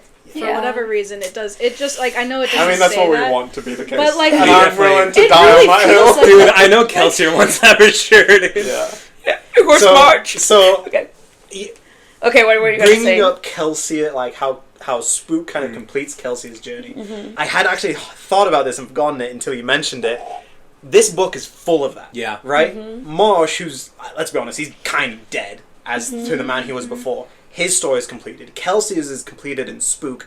We even have Rashek's story almost vindicated. Yes. Like, it's not quite a redemption It's arc. so weird. But I love it. But by the time we discover the whole arc of Ruin and the Hemalurgy and how corrupting that was, I mean, there's some kind of, it's almost like a Greek tragic hero, like the man who stood for 1,000 years against the tide of chaos and ruin, and didn't quite break. He mostly broke, sure, but there was still like, I mean, the Kandra's existence alone is like he was still fighting. It's crazy how impactful that is for the ending. I mean, think how integral without that is. Rashek, they would have lost. Yes, undoubtedly. It's And crazy so because I mean, you like, hate that man at the beginning. as You you hate should. him. Deserved, yes. Yeah. He was a He's monster. not redeemed.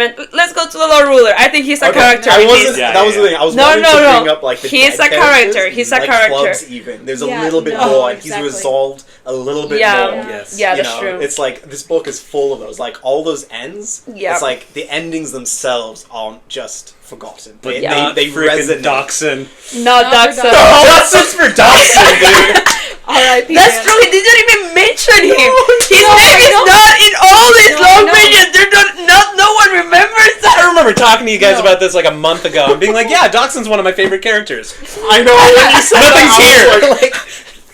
Just dies in a planning room. In the most nothingness. We talked about in the last one a little bit how like that was one of my frustrations. Is like it felt so tragic, and then really we got no follow through here. So you know There's what, nothing Brandon there. Sanderson. I will say I Fix actually your book. like that there was Sanderson doesn't pretty over every loss and suffering. Yeah, that's true. Yeah.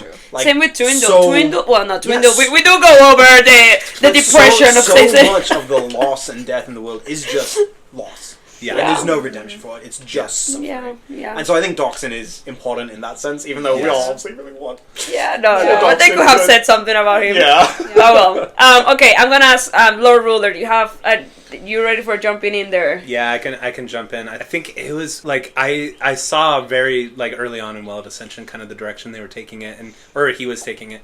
And I actually really don't know how I feel. I've been going back and forth on like, okay, I love the evil character that gets explained more. Because like to say like, oh, maybe he was trying to do what was right. Yeah. Because like evil, we affirm as Christian that evil is evil. It's a not good thing. You know, like it's a not thing. But evil people are made in the image of God. There's still goodness. They seek happiness. Rashek was seeking what he thought to be good. And so I like that development of that. But it felt like I went back and forth because it felt very, very heavily towards like, okay, we were actually the dumb people. Like, we were actually the people who didn't understand, and so it almost, for, like, a non-observant reader, it almost felt like he was trying to excuse Rashek's evil, which he says himself that he's not. Yeah. Like, he's very adamantly not. That's actually, really, really quick thing, that's why he added Hemalurgy. That's why, as he was writing it, he added Hemalurgy, because he hated that, like, the Lord Ruler was just killing, like, Ska that were connected to nobility. He actually didn't like that. He doesn't like dark stories very much. Like, the rest of his stories aren't very dark. This is one of his darkest. And so he didn't shoehorn Hemalurgy in. Like, I think it works really well. But he added it because he didn't want there to be darkness for just the sake of, like, gritty, dark evil. You know? That was like an explanation for what to do, like those crazy things sometimes. Yeah, like he said on his podcast that I listened to that like after writing this one and having it published, he actually wanted to take it off shelves and rewrite that part because he didn't like that, and he didn't like that the Lord Ruler was that evil. Not because it didn't work for the character, but because like he personally did not like reading stories like that, and so and I loved it. Yeah, I know. I loved it. Oh my gosh, he's like so in his funny lectures, he because talks that's about Star Wars as like one of the best stories. I love it. I feel like that's something that I find so unique about this particular storyline is like in comparison to a lot of fantasy that I've read, I feel like sometimes the evil can be softballed in a way, and so I felt like I All felt the grip glorified. of the Lord Ruler in that first book. Like, I remember how, like, it really felt like, oh, we're fighting God here. You know what I mean? And I think that heaviness and, like, the weight of how evil he was really did end up serving his plot, because, and that's why I would say I don't think he was, like, even for non-close readers, you can forgive what happened fully. Like, I think there has to be some reckoning with the evil that happened. And I think there is understanding about what went wrong, but I think it serves more as a guide to what is not to be done again. Yeah. Yeah. I think if the Lord Ruler hadn't died and he had taken the Well of Ascension's power again, the world would have still been a mess. Yeah. Oh yeah. Yeah. And not just because of Ruin's influence. That's a big part of it. But Rashek as a man is not a strong man. No. Yeah. Right? No, And we knew he was already. That's why his. Yes, that's why he's his uncle hateful from the start, That's why yes. his uncle sent Yeah. him, because he knew that he was evil enough willing to murder to a murder hero. this. Yeah. Yeah. So I think Sanderson does make that clear, and so you're left with this weird tension at the end of like an evil man, and I'm quite happy calling that. Yeah. An evil man still had a sense of right and wrong sufficient enough to resist total evil and total destruction. Yes. Yeah. And there's something, I mean, I'm happy to use the word providential about the way that Oh, there's a lot of providence in this book. Which we'll talk about with religion. Yeah. That bare thread of good humanity that remains in him, that allows him to say, you don't know what I do for mankind, Yeah. is actually a vital part of it, and yet you wish there had been someone better who Yeah. had gotten spiked Yeah. by Ruin. That's why. You know what I mean? That's why I love. Okay, actually, this gets into themes. Forget it. Okay, but hold I it. love to. Pin it. Don't forget it. Let's enter to March. I'm gonna start with March, but you can guys jump in. So I absolutely love the character of March. It was so complex, so weird, everything that was happening to him, and how he was fighting so hard against Ruin. And I love that he was able at the end to accomplish something, you know. So he was like, I'm staying quiet in here, but he's still killing all these people. So he's like, well, I'm doing nothing. What am I gonna do? And again, that goes back to the first book where he is just saying, I just didn't do enough. I abandoned the rebellion when I had to be fighting. And then this time he's like, my life is going to matter. And his life at the end matters. And it's what we were saying before, that he reads the thing and it goes to, it's for Ruin's sake, but at the end he uses that information because he's still there. But I just think he's one of the most tragic characters. I think alongside the Lord Ruler, he's even more tragic than the Lord Ruler. And it's because he died in life. Like, he was living and he gave his life, but he didn't give it. Like, Kelsier passed from being with the rebellion, killed, smiling, heaven with Mare, probably. And then we have Marsh living for 3 years inside this body, killing people and being tortured by the fact of what's being done. Literally being tortured by himself. Yeah. In a way. So it's just a very hard character. Any of you guys have something to say about Marsh? Man, I mean, I think it's one of Sazed's kind of chapter introduction segments. He comments on Marsh's willpower. And he said it is like it's something along the lines of for every like spike that is put in a man gives Ruin more control over their mind. And to resist like even a base inquisitor, to resist for even a heartbeat was like just inconceivable. And Marsh had like 25, 30 spikes by the end. I think so. And he still fought. Like he still was able in like Ruin's moment of victory to resist that power. Like, it just speaks to the kind of man he was. Like, frankly, Kelsier couldn't have done that. Kelsier would have broken. You think? Maybe. I don't think know. Kelsier could have resisted. There was too much darkness and despair in Kelsier. So, Vin, let's go to Vin. Yes. Because I think Sazed should be the last one, and Ellen. So, do you want to jump in, Vin? What do you think about her as a character in this book? You know what? I'll start a war. Vin is a little boring for me. Oh no. She is, I mean, played as the hero of the ages.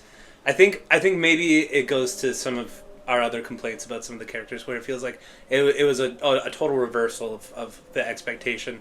I sort of had this expectation that Vin would be the hero of ages, and then it was Sazed. And I love that for Sazed. Don't get me wrong, I love that Sazed was the hero of ages. But, like, I don't know, it felt like Vin's story ran, plot-wise, it ran flat. Character-wise, it was very strong. Don't get me wrong. Mm-hmm. She had a very strong character arc, but it felt like she could have been picked out of this story and put in a different one. Put in multiple different ones. I would almost say the opposite. Okay, yeah, I started a war. In many ways in this book, Vin's character arc, in the sense of, like, learning who she is, like, discovering, like, just, like, the sort of how and who she is in the day-to-day. As she encounters all the new things, like, she herself isn't going to be, like, stretched and pulled all that much by those. I mean, to the point where she sees Reen, her brother, in person, is like, nah. Yeah. Like, the Vin in the Well of Ascension would have been absolutely thrown for a spin by that, right? But I don't know, no, I don't think what he's saying is that, and just correct me if I'm wrong, but, like, are you saying that you didn't like her character growth or her strength, or that she was not in the plot the hero of ages? I think what it was her character arc didn't seem like objectively rooted in the plot itself, in the magic system. It seemed like he kept trying to, by saying, oh, she's the hero of ages, and then Tensoon, Sazed, he's not dead, but like, all those characters kept, like, putting this on Vin, and that's part of her character arc, is that she kept having identities put on her. But, like, she really, what it was for me is that maybe boring wasn't the right word. Boring was not the right word. And if you're, like, typing in the comments, go crazy at me, it's fine. Boring wasn't the right word. I think it was a sort of stock character that I'm used to seeing. So it was like, I'm used to seeing people who, like, don't understand their identity. And continue. And are trying to figure it out. And I think it's a very moving. She was a very moving character, but it wasn't very, like, connected to the plot and magic elements. Oh man. Okay, so I will go first. So I'm like raising my hand. So these are the last. This is how it says it where it starts, and it's Vin was special. Preservation chose her from a young age. Yes. Yeah, I remember. Yes. Okay, so it's not that she was not the hero of ages, but she was part of the hero of ages. I don't even, like, think she was completely detached, and it's just like, oh yeah, like, who knows, we just, like, put these things as they did with, what's his name? The other guy? Alan? No, the guy the older guy, the guy from the beginning. Oh, Alendi. Alendi, yes. So it wasn't like him that they actually put into him all these things. She actually had a special connection to all this. And he even disconnected her traumatic events, because he's saying, well, it could be that the mom just, like, stabbed her with this, and she was like, it could be, but he says, I don't think it was. So, and when, again, he's saying, like, of all of us who touched the power of preservation, she was the most worthy of it. So there is something... what I don't understand. I think that should be built on. Okay, we're gonna go to you, but dude, soon. I know, I'm sorry. The point is that I do think there's something, it's not completely explained, but I think there is something special about her that it goes beyond everyone else. Not that people put it into her, it's just that was actually the case, and no one else had the ability of get preservation into them. Yeah, the mist. But she was able to do it. So I don't know. Yes, I think I have questions still, but I don't doubt that she was connected to the magic system very much. Yeah, I think before you talk, I think if it was more like tangible and palpable in her character arc, that she was connected to preservation, besides just, like, him saying it. Like, him saying, like, oh, she was connected to preservation. Was. But, like, where in her, what character traits are preservation-esque? Like I don't see her as someone who preserves things. Like, she kills... Well, that's the beautiful irony. Yeah. Yeah. Is that... Which I understand. Preservation chose a person who was able to destroy. To preserve.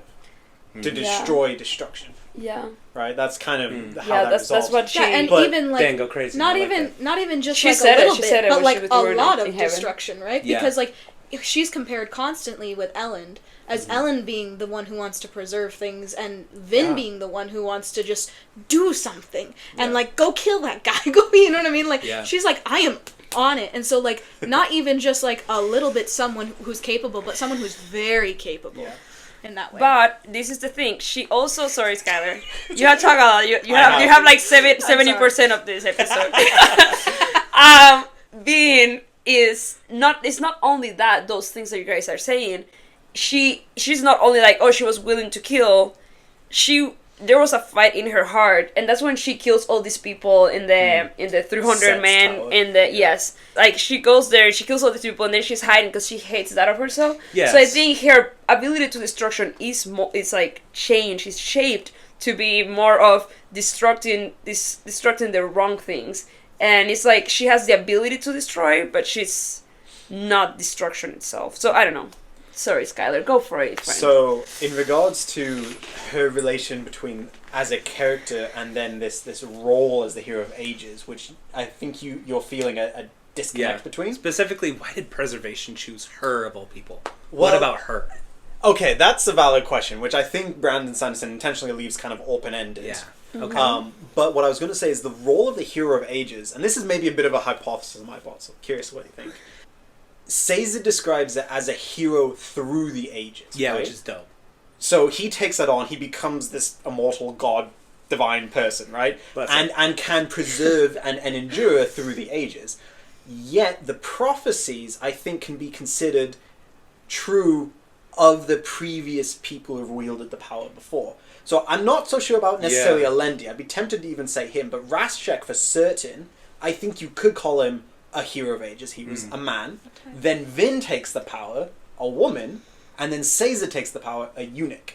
The gender neutral term, which he associates just with his eunuch. Yeah. Well, at least a privation of manhood. Sure. Yeah. Like that's his whole struggle with Tindwell. Well, not whole struggle, but that's a big struggle with Tindwell. But he associates like, oh, the prophecy actually refers to me because I'm not like fully a man, so they use the gender neutral term. And yet when I read that, I was like, yeah, but you have Vin and Raschek paralleling you on either side. Okay. And so there's this interesting thing of like, for 1,000 years there has been a hero resisting ruin. Like Raschek first, then Vin, and then finally Caesar defeats him and will carry on the legacy. Well, Vin the reason I bring this up is because by the start of the third book, as far as I'm concerned, is Vin's character arc in some ways is kind of complete. She has accepted that she is actually the hero, and she's not entirely wrong to do so. Yeah. So when she experiences all this stuff, I mean, there is some of that struggle of like, how do I preserve through destruction? When do I exercise this power? And she doesn't necessarily think of it in those terms, but I think that's kind of the struggle at hand for her. But it's not the sort of internal character stretching tension that the first and second books have. It's more of like how do I exercise this power that I have properly, not who am I? That's where the sturdiness comes in. Yeah. So in that way, she's a much more solid character. Yeah, she's a much more solid, sturdy character in the sense of she's the internal part of her gone. Like, not gone, but that, like, internal combat that was so present in, like, the first and second books. She's answered it's been and resolved. It's being answered. And now we're seeing, like, okay. In and the same way... That's why she leaves. Like, that's why you see it being so wonderful, like, so horrible and wonderful at the same time, because she's like, I don't know, but I know that, like, whatever I need to do, it's this way. And it's apart from you. And that's so tragic and frustrating because, like, Vin has truly accepted, like, her role in this, whatever it is. Because she even, like, oh, I'm hero of ages, but even then she's still questioning, like, a little bit, like, I don't really know what that means. You know what I mean? Like, she's like, faith. But she is walking, that's what I think I love about Vin, is Vin, this whole way through, steps out in, like, constant faith. Yeah, I don't know what else to call it. What I did not like dislike, but didn't actively like about this book in characters was that compared to the Well of Ascension, where there's so much character growth and all the characters are growing a bunch, in this one I felt that there was only Spook and Zayzed that were like actively having a lot of growth, whereas the other characters was similar to what you said about like the Blaze, and that was, and you also too at the beginning, like there was no more world building in the place because the world was created already in terms of the space. So I feel like a lot of the characters, like Vin is a great example. She already had her character growth, and now she's enacting that. So, and it's good, it's fine, but there was not so much like super deep interaction and things happening with her that made, as a person that likes more character-based books, makes it a little bit boring. And I think that, and this is something that has brought discussion in the past with us, maybe a very close past, is that I don't think Ellen has a lot of character growth. Yeah. I mean, we would disagree with that. I think the main points that I would bring for that is the moment when he has lost Vin. Well, not lost Vin, but he's like trying to figure out how to get Vin's Vin in back. Fadric City. Yep, in the city. She's taken captive, and he goes out and he just goes on this like crazy rampage to get more Koloss, and like this desperate scramble to get some semblance of like not even control, but like any version of like something to do. He's like in despair. He's in just like he's in so deep in the fog that he can't see his way out whatsoever. He can't even see the next step in front of him. And so that's why he goes out and he's like, I'm gonna get all these Koloss to come and fight and do something. I don't know, but do something. And it's kind of his boiling point where like his sort of like mental struggle of like philosopher, scholar, emperor, king, you know, justice, the Lord mercy, all of that. Yeah, that sort of tension. It seems like for most of the story in the third book, he sort of thinks he's resolved, and yet when it really hits the kind of the boiling point, the meat grinder, and Vin, you know, isn't there to help him, to kind of ground him. He sort of has to figure it out himself, and it doesn't go very well. To the point where he like basically gives up in the middle of this dead field, until preservation shows up. And begins. And I think that's like it is some. I would agree with you about some of like why it's not as character driven, but I do think there is some development happening in Ellen that I think is good. Like I think there is a turn from like moral obligation to joy in doing good. Does that make sense? Like I think Ellen has a moment where he like knows with his head what is good and is driven to do that, and I think there's a like a passion, and this is actually a connection I just made when he's talking to Yeoman and he sees how he hasn't like inspired like that affection in people, and I think that is such a like mirroring moment of like Ellen has come into the full of like he has affections to do the right thing and not just has thought about it, but now actually does it and wants to do it. But it's not, I don't think that's actually, even though I said that I don't think he grows that much, I don't think that is his biggest growth in this book. I think his biggest growth is, and I don't know if I'm stealing your thunder a little bit, but I still give you part of the thunder. But I think his biggest difference here is understanding how to preserve.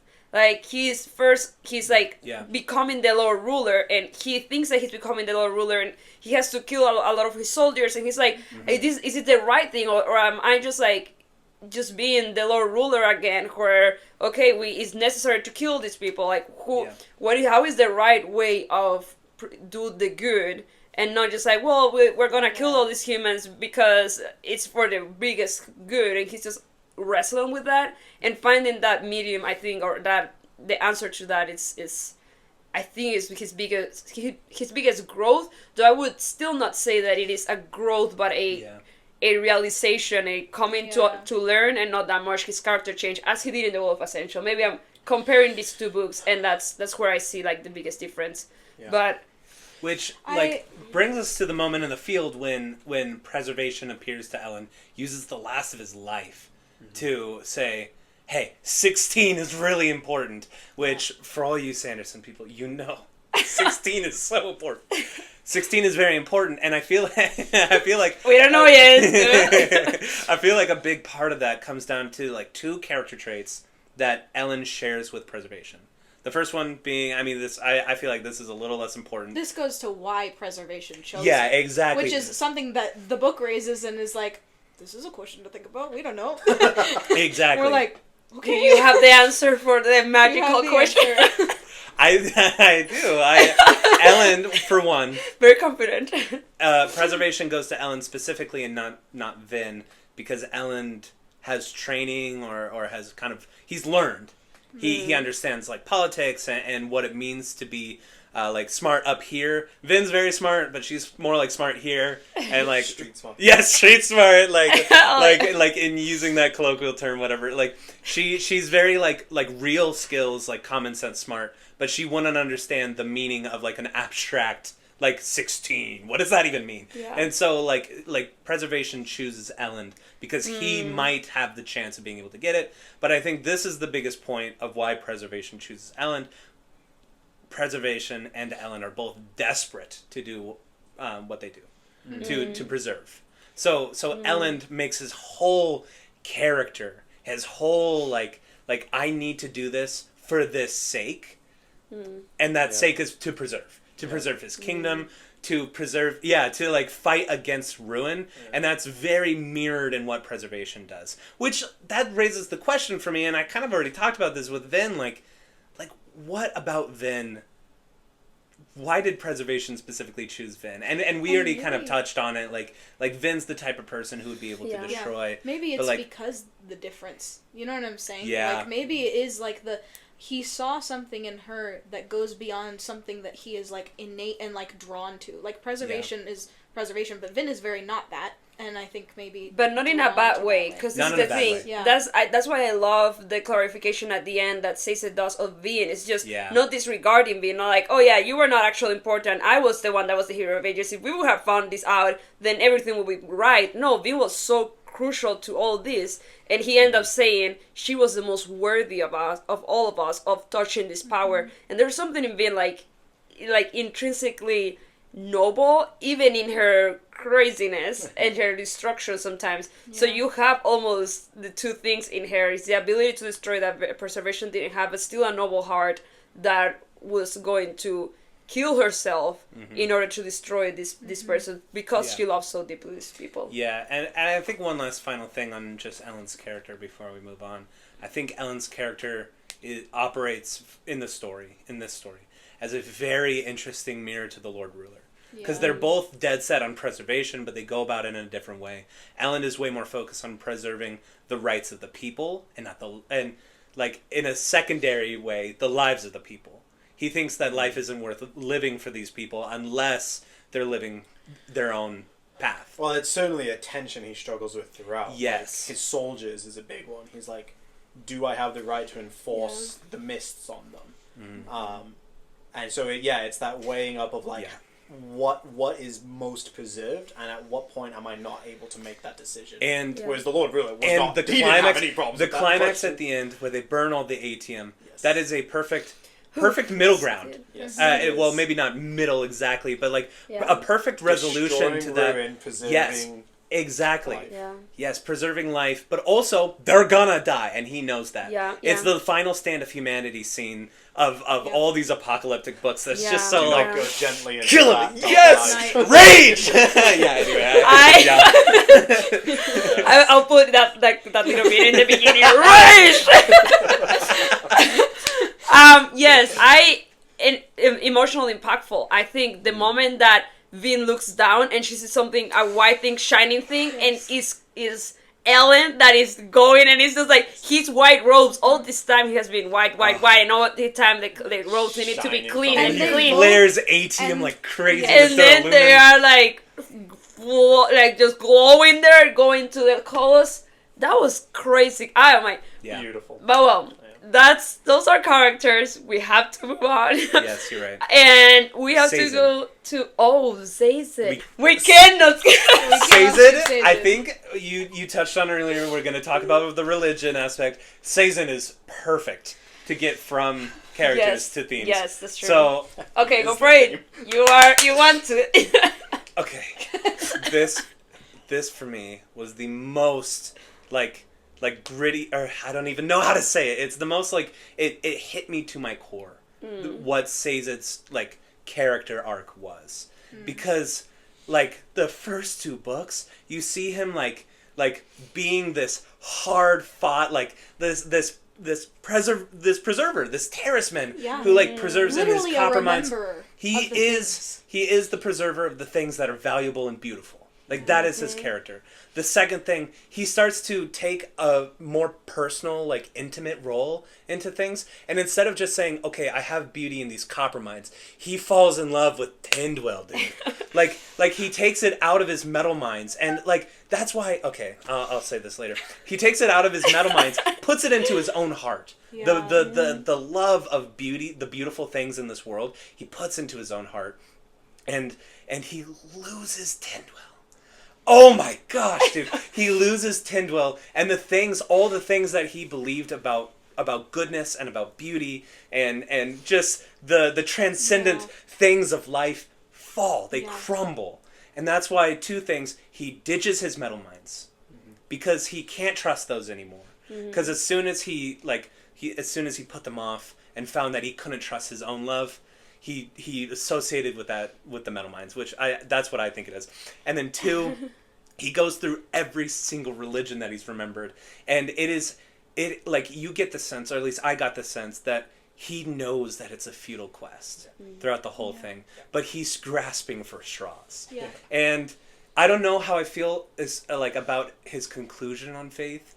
I think there are aspects of doubting. I didn't like his conclusion of faith. I think what I have highlighted here, and someone can jump in on Sazed's character if they have anything while I try and find this. I mean, I think I can just add a bit more to your like the whole putting off his like very existence. It feels very like Sazed is a character who's moving a lot in this book, and I think it is very like the whole time. Like, his whole essence has been to, like, remember and keep the keeper of these things, you know what I mean?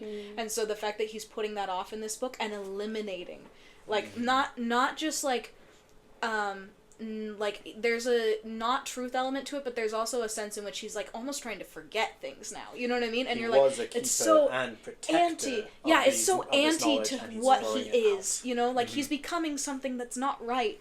And, like, man, when he gains that little spark of hope and, like, but there is the, like...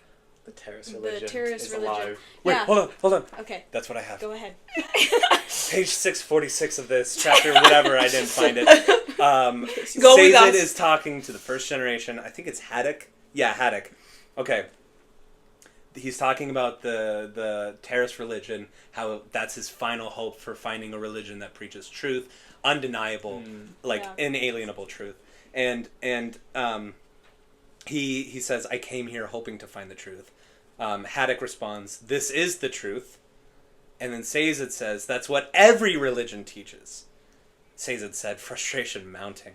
"Yet in each of them I find inconsistencies, logical leaps, and demands of faith I find impossible to accept." "It sounds to me, young one," Haddock said, "that you're searching for something that cannot be found." Sazed said, asked, "The truth?" "No," Haddock replied. "A religion that requires no faith of its believers." And that's so powerful to me. Not as much because I don't think it applies as much to Christianity, but I think it applies to what human faith looks like. Yeah. Because in Christianity there is truth. I think the experience of it for sure. And yes, and we have faith that there's truth. My question for Sazed is, what do you have faith in then? If you're like, and for the Conjure is like, what are you trying to have faith in? That was my problem, and exactly. this will blend with themes, and that's fine. But my problem with faith at the end of this book, so this is what I think the answer of Brandon Sanderson in the book. I don't know if that's his answer to his own faith, but the answer of Sazed at the end, there was no base for faith. So faith is almost a leap in the dark, and I'm just gonna believe. So there was a point that it seemed that there was faith in something because he heard Tensun that said like, "Oh yeah, what was the name? Haddock? No.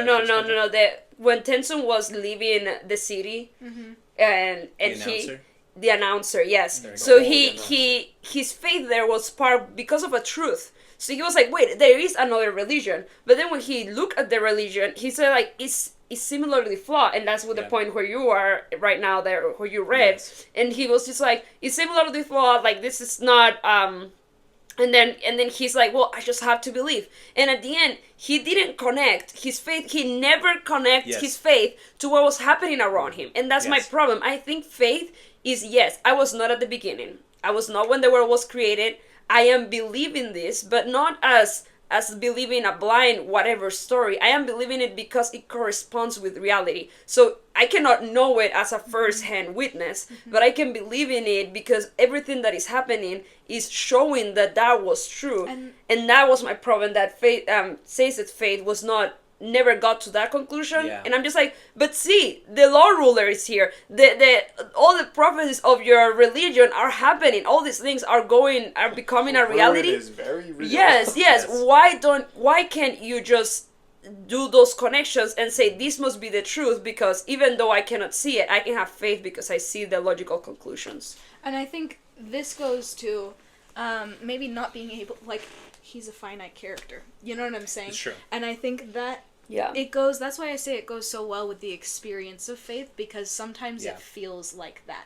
Yeah. It feels like I just have to believe because I have to believe right now. But that's don't not like it. what is actually happening in reality. And Sazed, it's interesting because that is his conclusion, but that's not how his character is. His character functions within that truth.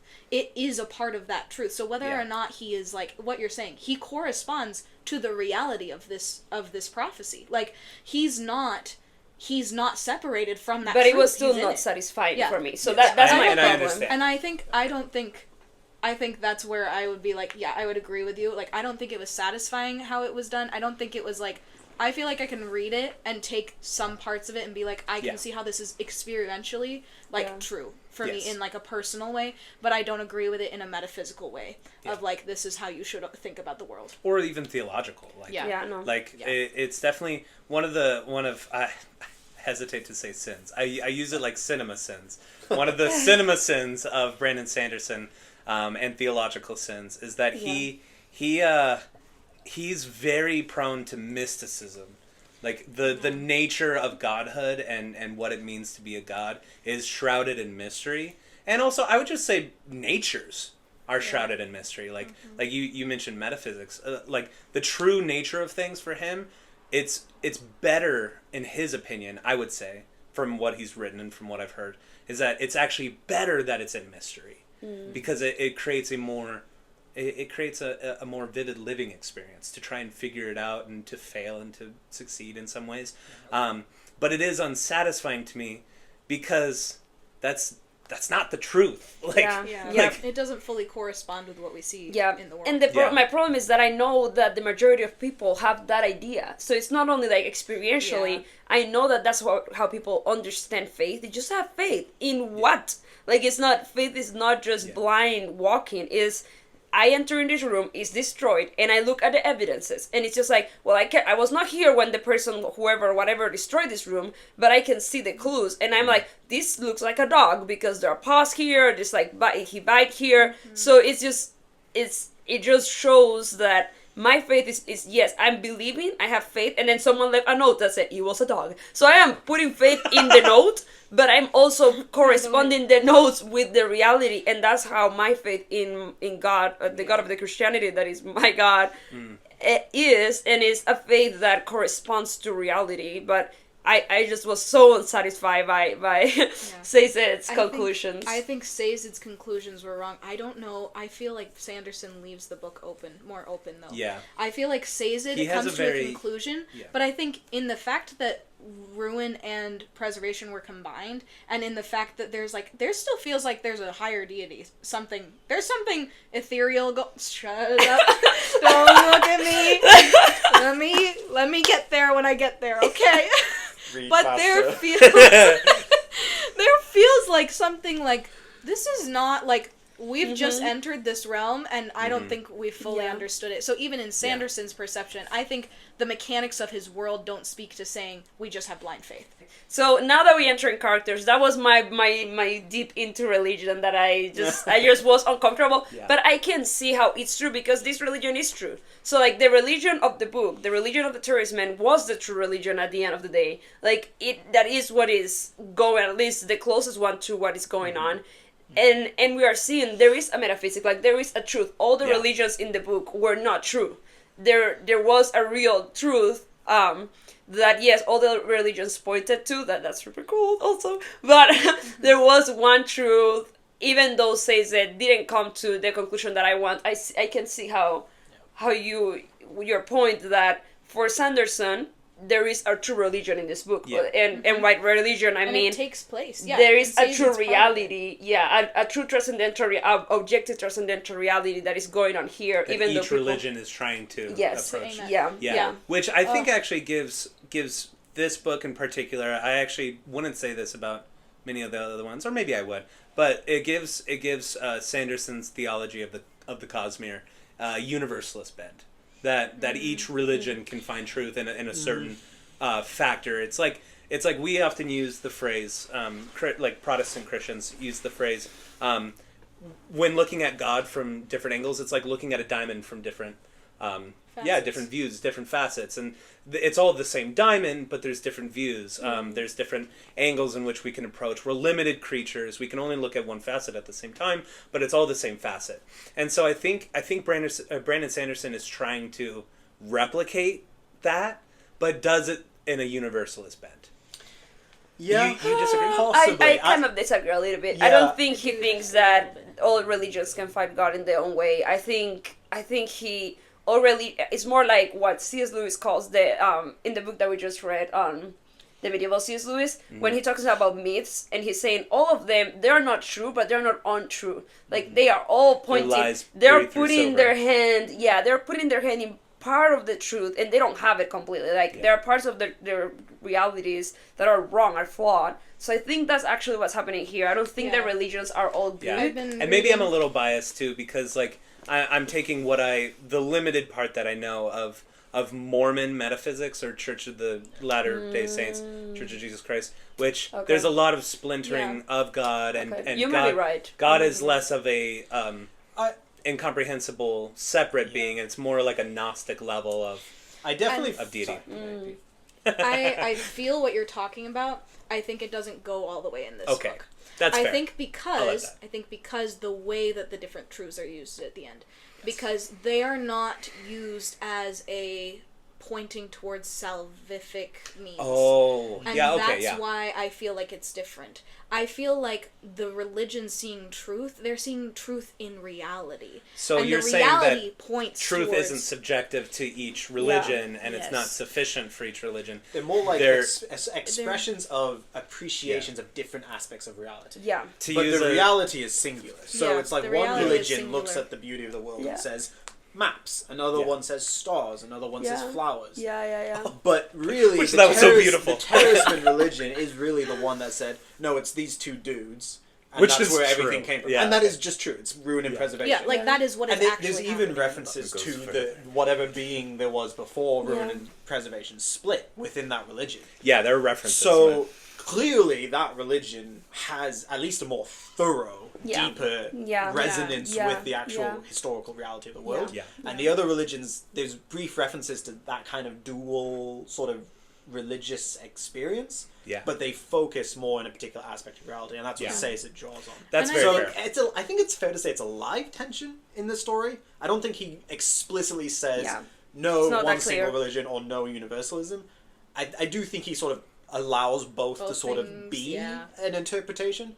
My instinct though is he's leaning more towards the singular, like one light That's probably reflected fair. out. But which that's a very Sanderson-esque very way of thinking about things. Lewis as well. Very Lewis. Yeah. Oh, Lewis. Yeah. So Okay, I could can we see so many of these in Lewis. Can we do another theme? Can we talk about? Yeah. Yeah. What? So the next theme that I really want to talk about is the theme that moves. This is a smaller theme from religion, but I feel like it moves from how at the beginning of this trilogy we see mere survival, and the end of this trilogy is flourishing. And I think that sums up so much of what Vin and Elend are striving for, and Sazed is striving for in this world. Like, I maybe less so Sazed, like, it doesn't come through as strong, but I feel like that's what makes Vin and Elend so unique to me, is like, they are striving for a world they don't even know. So, like, I actually argue that is Sazed's character growth. Yeah, so maybe that is... Yeah, he comes from Sazed, just being I do feel a it pure in preserver Sazed, to being in the thing. Yeah. Like, I just felt it maybe more in Vin and Elend when I was listening to it or something. Yeah, but I do fair. feel like, there is definitely, like, this arc from... We see Lord Ruler... The reason the Lord Ruler's, like, attempt at creation went wrong is because... he could not see beyond, like, he was only correcting problems that he was creating. Yeah, he didn't know all of this. Yes, and Sazed somehow managed to not just, like, correct and problem solve and, you know what I mean? Like, it's like holding like straws together. Like Vin scrambling, like, at a set of blocks that are falling over, you know what I mean? It makes me think of, like, Miyazaki with the creation in Boy and the Heron. With the blocks. I don't have no... Good reference. Wow, that's a really good. That's a Anyways, good link. it makes me think of that. It really does. excellent. That is exactly what I was thinking about when I was reading about, like, ruin and preservation and Rashek and all this. And then to move from that into Sazed, who has hands on both powers and is using that to create something that he has not even seen, he not only believes, but he has been keeping that enjoyment of creation in the religions. Yes, like something he can see beyond what it will take for them to survive into what causes them to be and contrast that. I really like also and just reinforcing your point that this is a big theme in this book is Penrod. He is also trying to only preserve. But he's like trying to like, let's just pretend that there's nothing happening and just surviving in this little city and continuing. And it's just like, no. There needs to be, there needs to be. It's like, and Sazed is like looking out all of a sudden. And Ellen also sees Penrod, and as you were saying, like Ellen sees himself in Penrod, and it's just like, this is not what life is about. Like, there's more than we should like. You mean Yeoman, the obligator, right? Penrod was the king in Luthadel. Yeah. Yeoman. That makes way more sense. I was like, Penrod, he's very in this. So Preston. Thank you, Preston. Thank you for supporting my wrong thing. I followed you. Okay. In my mind, I was Yeoman. I was like, in my mind. There's truth in every religion. There's truth through everything. Let's just believe everything. Okay, Yeoman. Okay, this Yeoman. It's the cool thing about him is like, Ellen sees himself in him, in himself all the past, and Yeoman is just trying to preserve this city just to like... And the Lord Ruler, But it's not, it's similar to the Lord Ruler. That's so interesting, considering that, like, he God. wouldn't let Ruin, like, stick him. Mm-hmm. Yeah. He wouldn't give in to Ruin, but he was also a Mysting that could only burn Atium. Yeah. Which is Ruin's body.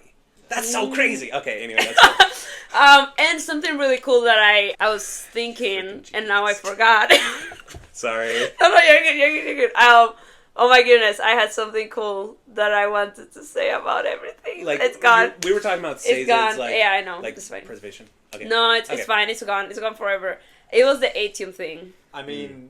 But I forgot. Let's go for it. Yeah, you said it was a minor theme, one of you two, compared to religion. I'm not sure I'm willing to say that, because honestly, I think what's Kelsia's that motivation? Yeah. Kelsia's motivation, sure, it's revenge against Lord Rule and all of that. But man, if that flower doesn't drive him, Mare's dream, dream that neither her nor him have seen, I mean, that's the instigate. I mean, prologue of the entire series. So good. He's like, no, I'm not willing to stay inside my heart burns with this I'm thing. I'm going to step out into the world. Because it's a theme of beauty. Oh, my professor, Dr. McLaughlin, he has not read this, but when he's done with this book, he's gonna cry and gonna... I straight up tried to convince him yesterday. I had a meeting with him. No, he wants to read it. He's saying like he'll do it during summer. He's just working on the monsters. But the thing is that it's beauty. Like, beauty is literally what makes us worship.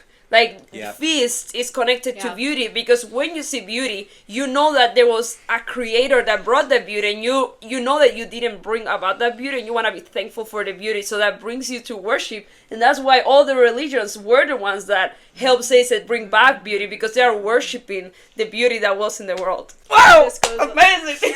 a little bit even into like that's why Sazed's character is so wonderful. Oh, I know. Because Sazed has that transition moment where he realizes that like he doesn't like just want to find truth, he wants to find it like the beautiful truth. And like he wants Yes. the truth to be like beautiful and like Compelling. expressed and And he doesn't compelling. even understand that he Yes. wants that. Yes. He thinks he wants undeniable truth. Yes, he but wants really, undeniable truth, but what he wants is like compelling truth. You know what I mean? Like Yes. truth that moves him, that makes him want to live.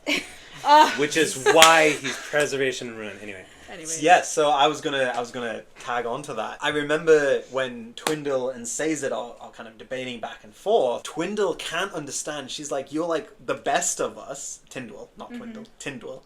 Is it Um, Tyndall or was it it's Twindle? I think it's I-N. Twindle. Okay, good. Because I thought I said Yeah, it it's wrong. I was like, definitely Tyndall. Tyndall. Okay, great. Anyway, so and she comments basically that he was like really respected and that they Right. cast him out because he wanted to take action and that was viewed as dangerous. Yes. And his rebellion against a static, unchanging society is to go find Kelsier and eventually overthrow the Lord Ruler.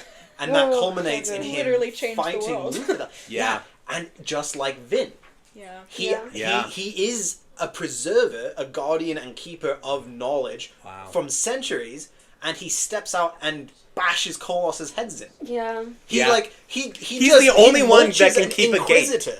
He's the only one that can keep a gate Yeah. in the battle. Wow. of So Luthadel. he's kind of almost like the flip side of Vin. Vin is like sort of ruinous, but preserves despite it. Yes. But Sazed is almost more like a Kandra, and he is like his Well, nature his- is the that Terrace of He man. is a Kandra. preservation. He's technically a Kandra. The Terrace 'cause religion the is Kandras named were after Terrace. their word for preservation. Yeah, so exactly. It's like, so he's that's like, like his. he his should be shtick. that, and yet he steps beyond it and preserves through a willingness to fight and destroy when needs must.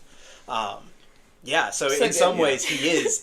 From before we even meet him in the story, he's already taken the steps necessary to kind of be the kind of man who can take preservation and ruin in equal measure. Then my question for you guys is, so I actually really think that your point, yeah, get that out because that was incredibly astute. I think then being on like more naturally ruinous Yeah. versus preserving, even though Well, she that's is what she still, got and sniped as a I baby. accept now she is still like worthy of preservation, the most worthy, because she's overcome so much of ruin in her life. You know, like I think that's one of the claims that Sanderson is making. So she's more ruin with the dot of preservation, and he's more preservation with the dot of ruin. We could say. He made the choice to have Sazed be the one that gets both the powers. Then tried to destroy the other power as preservation, but he grabbed both. What do you think that says about how Brandon Sanderson views preservation versus ruin as concepts? So and then talking as about the powers? powers now. Yeah. I think It's so I much, would so say dense. I would say I was a little conflicted. I was uncomfortable when ruin and preservation were putting like the yin and the yang and just like almost together there. That bothered me a lot until Sazed willed it both, because before he took both of them, I just felt like, well, I don't know. There's always gonna be a ruin. There's not gonna be an end to this. Like we're always gonna be dealing with this with this evil man here that is always gonna try to. Like, how are we gonna fix this problem of power? So I don't know. I'm getting to the heart of your question. You can like expand more in that. But like I'm just saying, what bothered me about the two powers was that they were put as equal. I still don't like that. That wasn't fixed. But at least I did like that. A being, it was not just powers.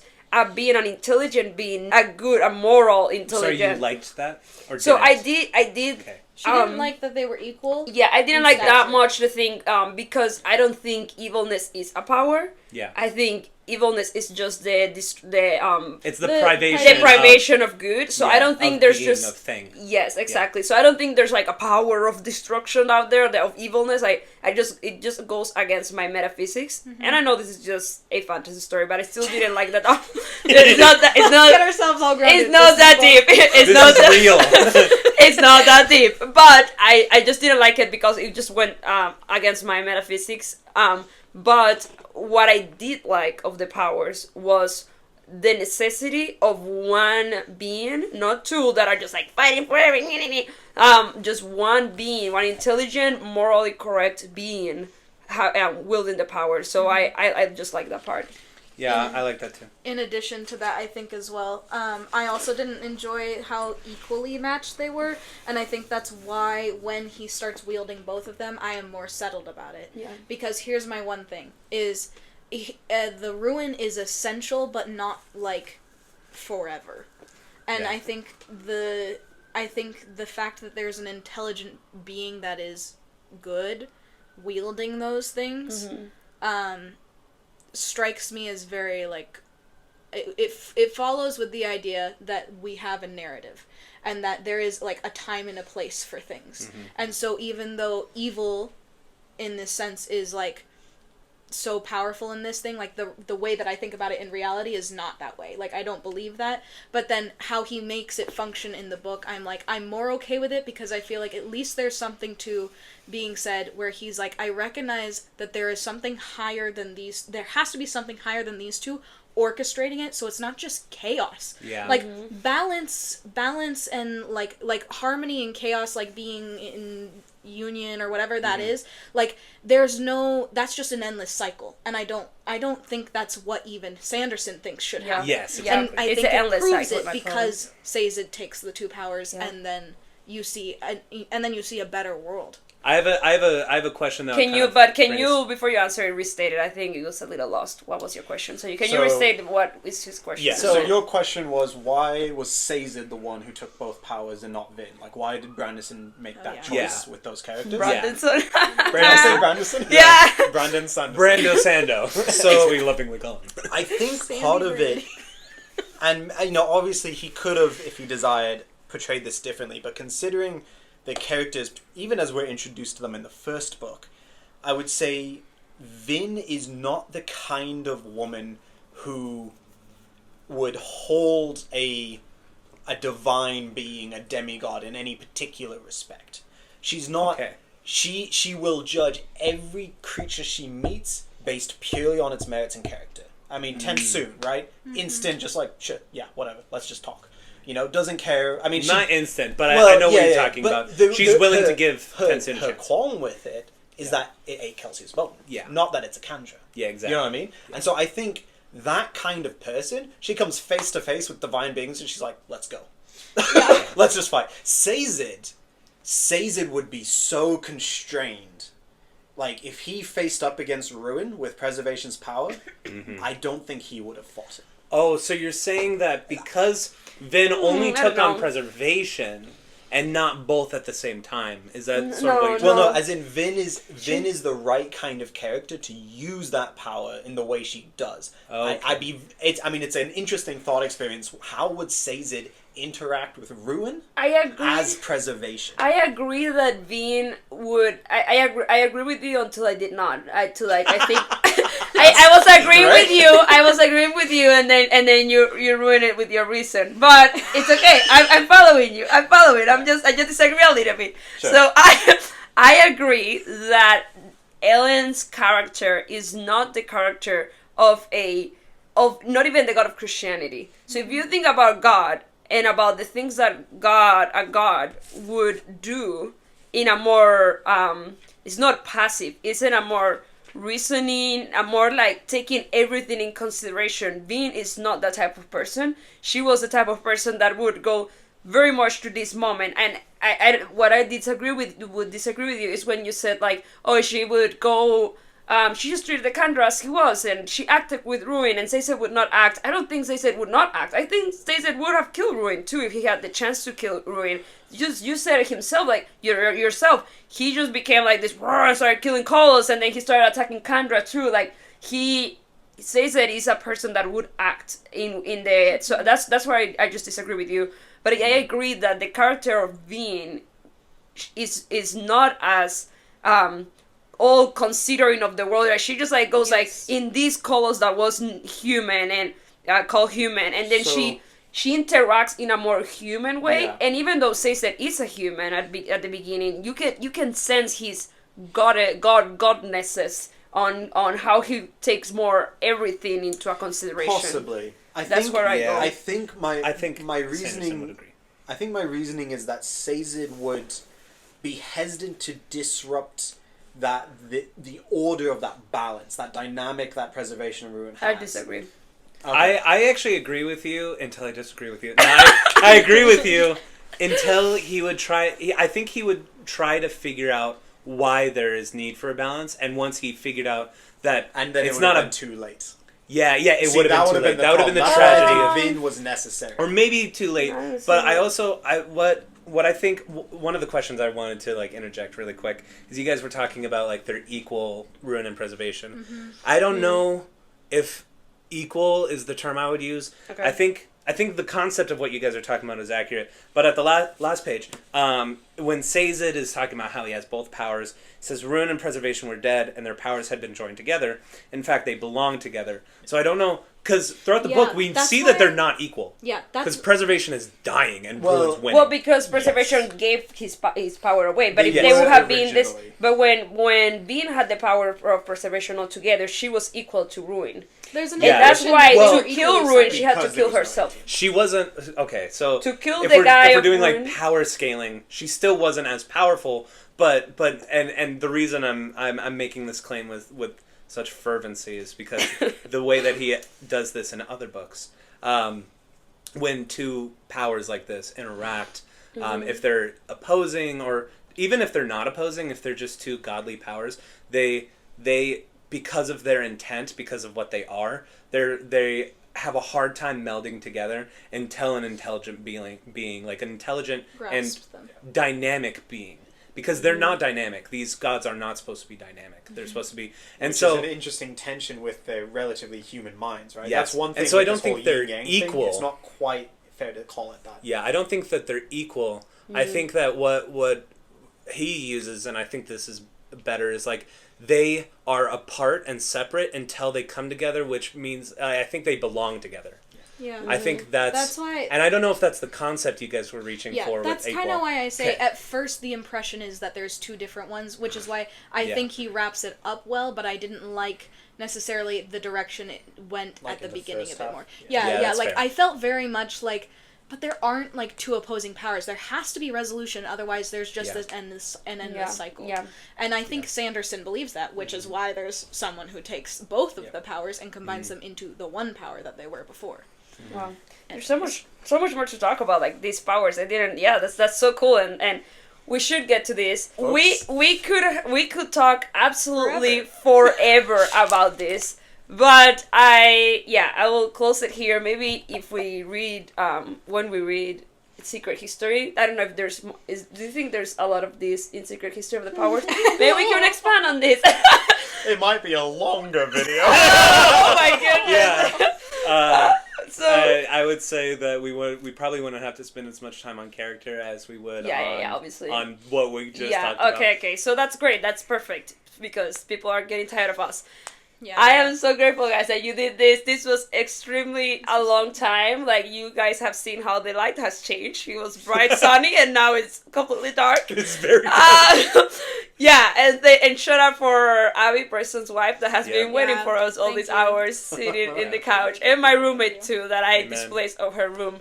And thank you so much, girls. So, thank you guys for doing this. This is so fun. I love it. Yeah. Yes. Thank you for having me on this time. Yeah. I was a little nervous. I was like, man, I'm not as smart. I don't know. No, you're having great. And then I was like, Preston, wait, I'm passionate. I need this. Rage. And like in the page number. Yeah, that was great. Bye. Thank you guys. Thank you. Yes, bye.